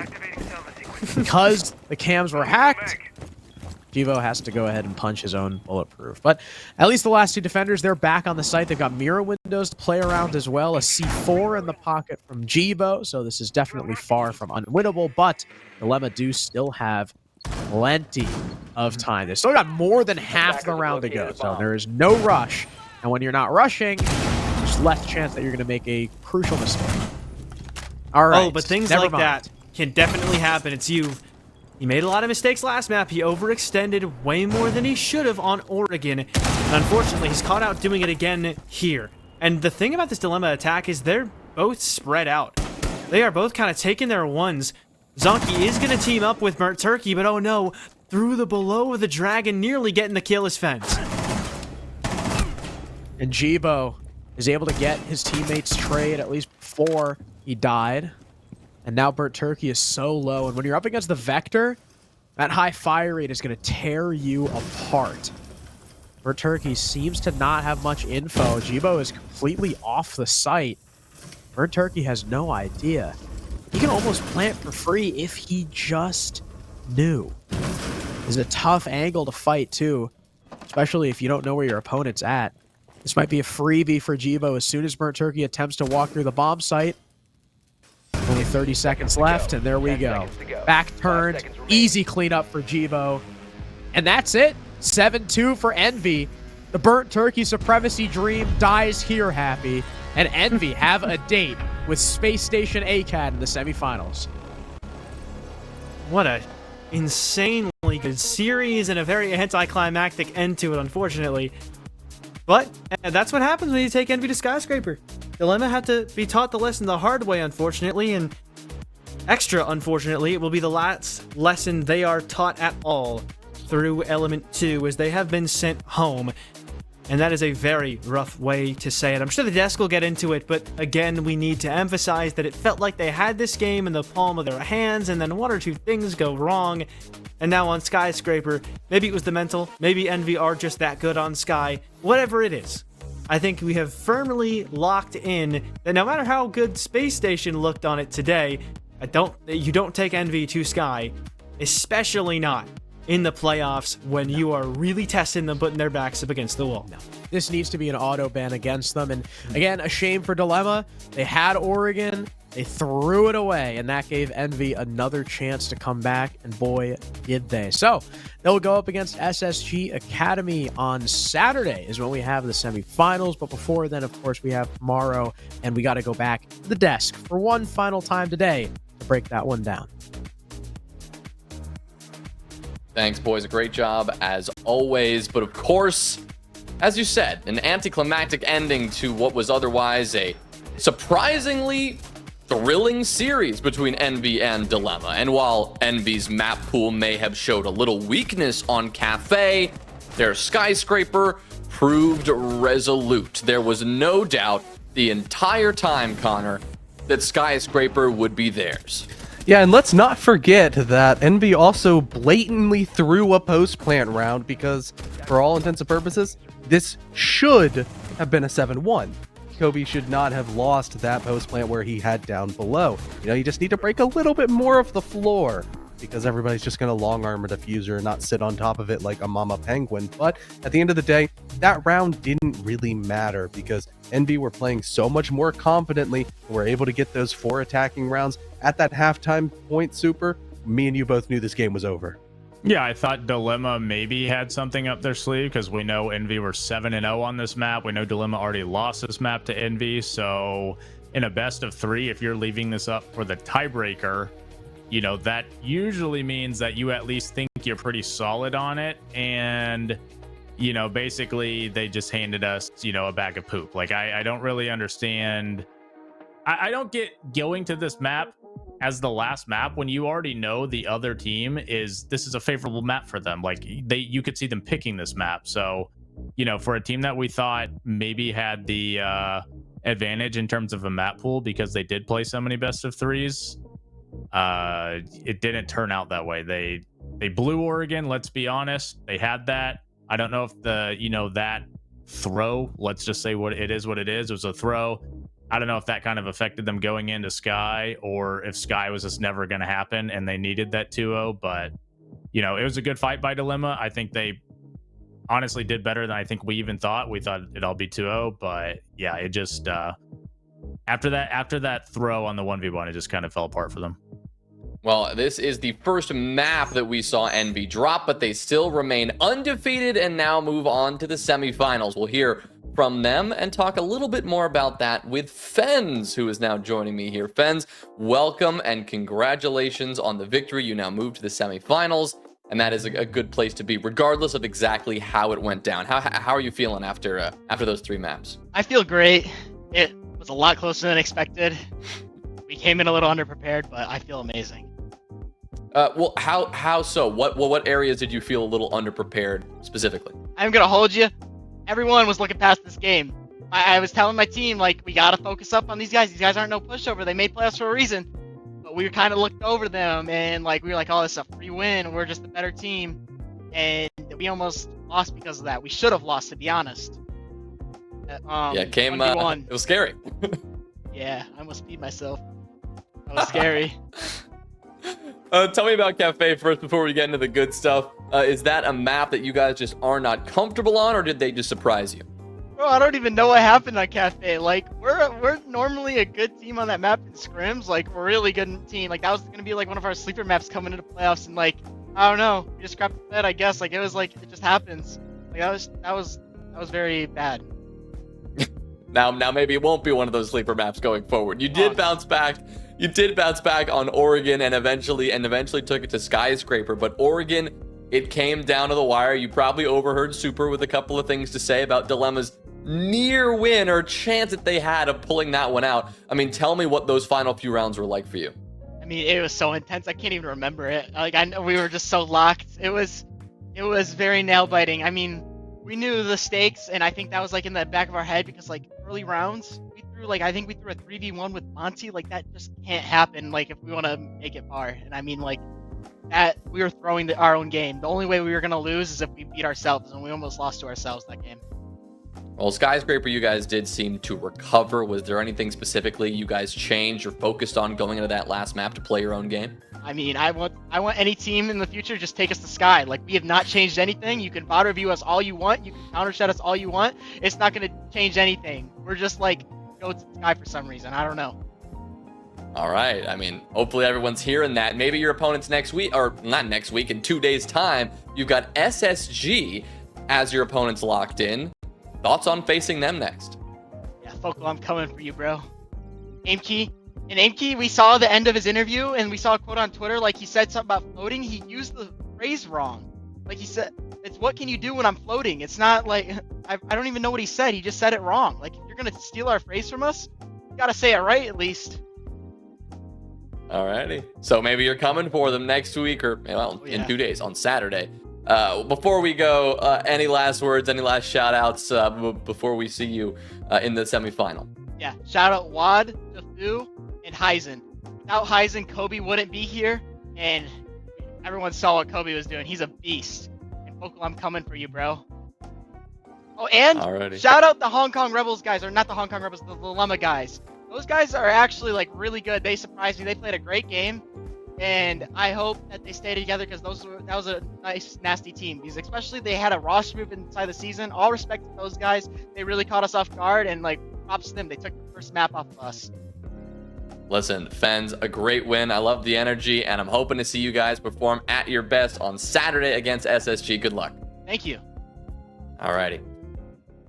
Well, with that, I mean, you heard it from Fens himself, right? They admitted that they did not focus on this one as much as they should. And Connor, that's not something that we usually hear from teams. Usually it's like, oh, we were just not playing our game. We weren't focused on this. Fens literally said that they just did not give Dilemma enough credit, and that caught them off guard. Yeah, most people are just like, it wasn't our day, we just didn't have a great game. But, Envy, they came out and showed, we just didn't put in the work that we needed to, and we overlooked this opponent. They surprised us, and all the credit to really honing in on your mistakes. And hopefully this is a nice wake-up call for Envy, because you're not necessarily always going to have Kobe dropping almost 40 kills and going 8-3 on the entry to really bail you out, especially when that Oregon map arguably should have gone the way of Dilemma, and Envy would be going home right now. Well, I mean, he did shout out Kobe. You see it there. 39-20 Super. I mean, we had Aimkey do it earlier this time. Kobe was the star. I mean, is this something that you're going to think they could keep up going forward? I think it's just crazy to look at these stats and remember that Dilemma were very close to winning 2-0 because this just looks one-sided. Almost every single player on Envy was positive. The high frag for Dilemma had 26 kills. I think 3 people we just saw had 26 or more on Envy. So, in a way, Envy could look at that and say, well, we were outplaying them. We maybe just weren't closing things out or, throwing here, throwing there, like he said, maybe not taking it as seriously. But they were still getting the kills. They're still, fragging out, which is what they're known for. They just have to kind of clean it up. And, I get the, he's hype after the big win and everything, saying, oh, take us to Skyscraper, take us to Skyscraper. This Kafe is a hidden map. And it's like, you could wish for that, but eventually, a bigger, badder dog kind of will take you there. And you're saying you don't change a freaking thing. Well, you're kind of opening yourself up for somebody to be like, oh, well, all right, then that's fine with us. And, we'll see down the road because, Envy, I think they're going places, but they might want to, play a little closer to the vest what their map strategies are.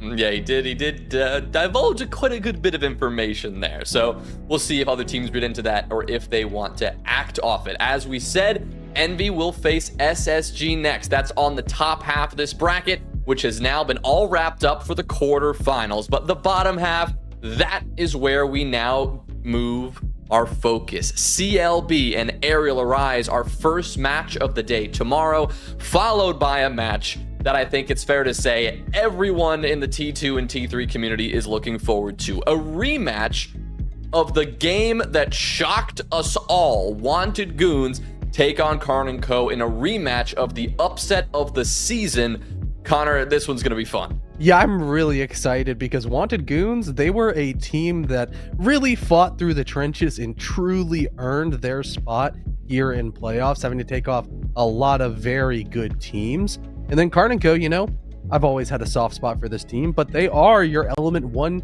champions. They are now the Element reigning champions. They want to defend their crown. And you have other teams like CLB going up against Aerial Arise, who personally I think CLB is going to win, that are going to want to shut down in the semifinals that reigning champion. That is obviously not going to be easy to do, especially if, Karn & Co. can't get there. Wanted Goons, as I said, early on in this stage, we did round 1, day 2, it was Karn & Co. on Border that lost to Wanted Goons, then Pokey Gang. And that one really got Karn & Co. back on their best behavior for the rest of the season. They kept things tidy, at least in that Swiss stage. But before we close things out, Super, any final thoughts on the action we saw today? No, I think today we saw maybe a little bit of sloppiness from some of the teams coming out after the long break. Tomorrow, to be honest, it's probably 2 of the favorites, maybe the 2 favorites now that Alpha Theris is out as well. To win this tournament, there should be some good games tomorrow. There's some good players tomorrow. There's a lot to look forward to. I think the competition, these games today were pretty tightly contested for the most part. It's going to keep ramping up. It's going to get more serious. Money's going to keep going up. Some of these people not just playing for money, they're playing for Pro League spots, right? They want to impress people. We see today Aimkey going crazy, Kobe going crazy. You got to remember, this is a gateway to Pro League, right? You can't get promoted to Pro League anymore. The way you get in Pro League is getting picked up. What's the best way of getting picked up? Show that you are better than everyone else on your level. Playing Element 2, dominating Element 2, that's how you get Pro League. And if you're showing up, then you'll be there. Element 2 is the place for it, the breeding ground for the next up, and you never know, Super is always watching. That'll do it for us tonight, though. We will be back tomorrow at 6 p.m. Eastern. I'm going to step away, and Mr. Caliber Jacob Anderson is going to step into my shoes. Super and CDAPS will both be here, so you're not going to miss them for too long. Until then, though, see you tomorrow, 6 p.m. sharp, right here on Rainbow Six. So long.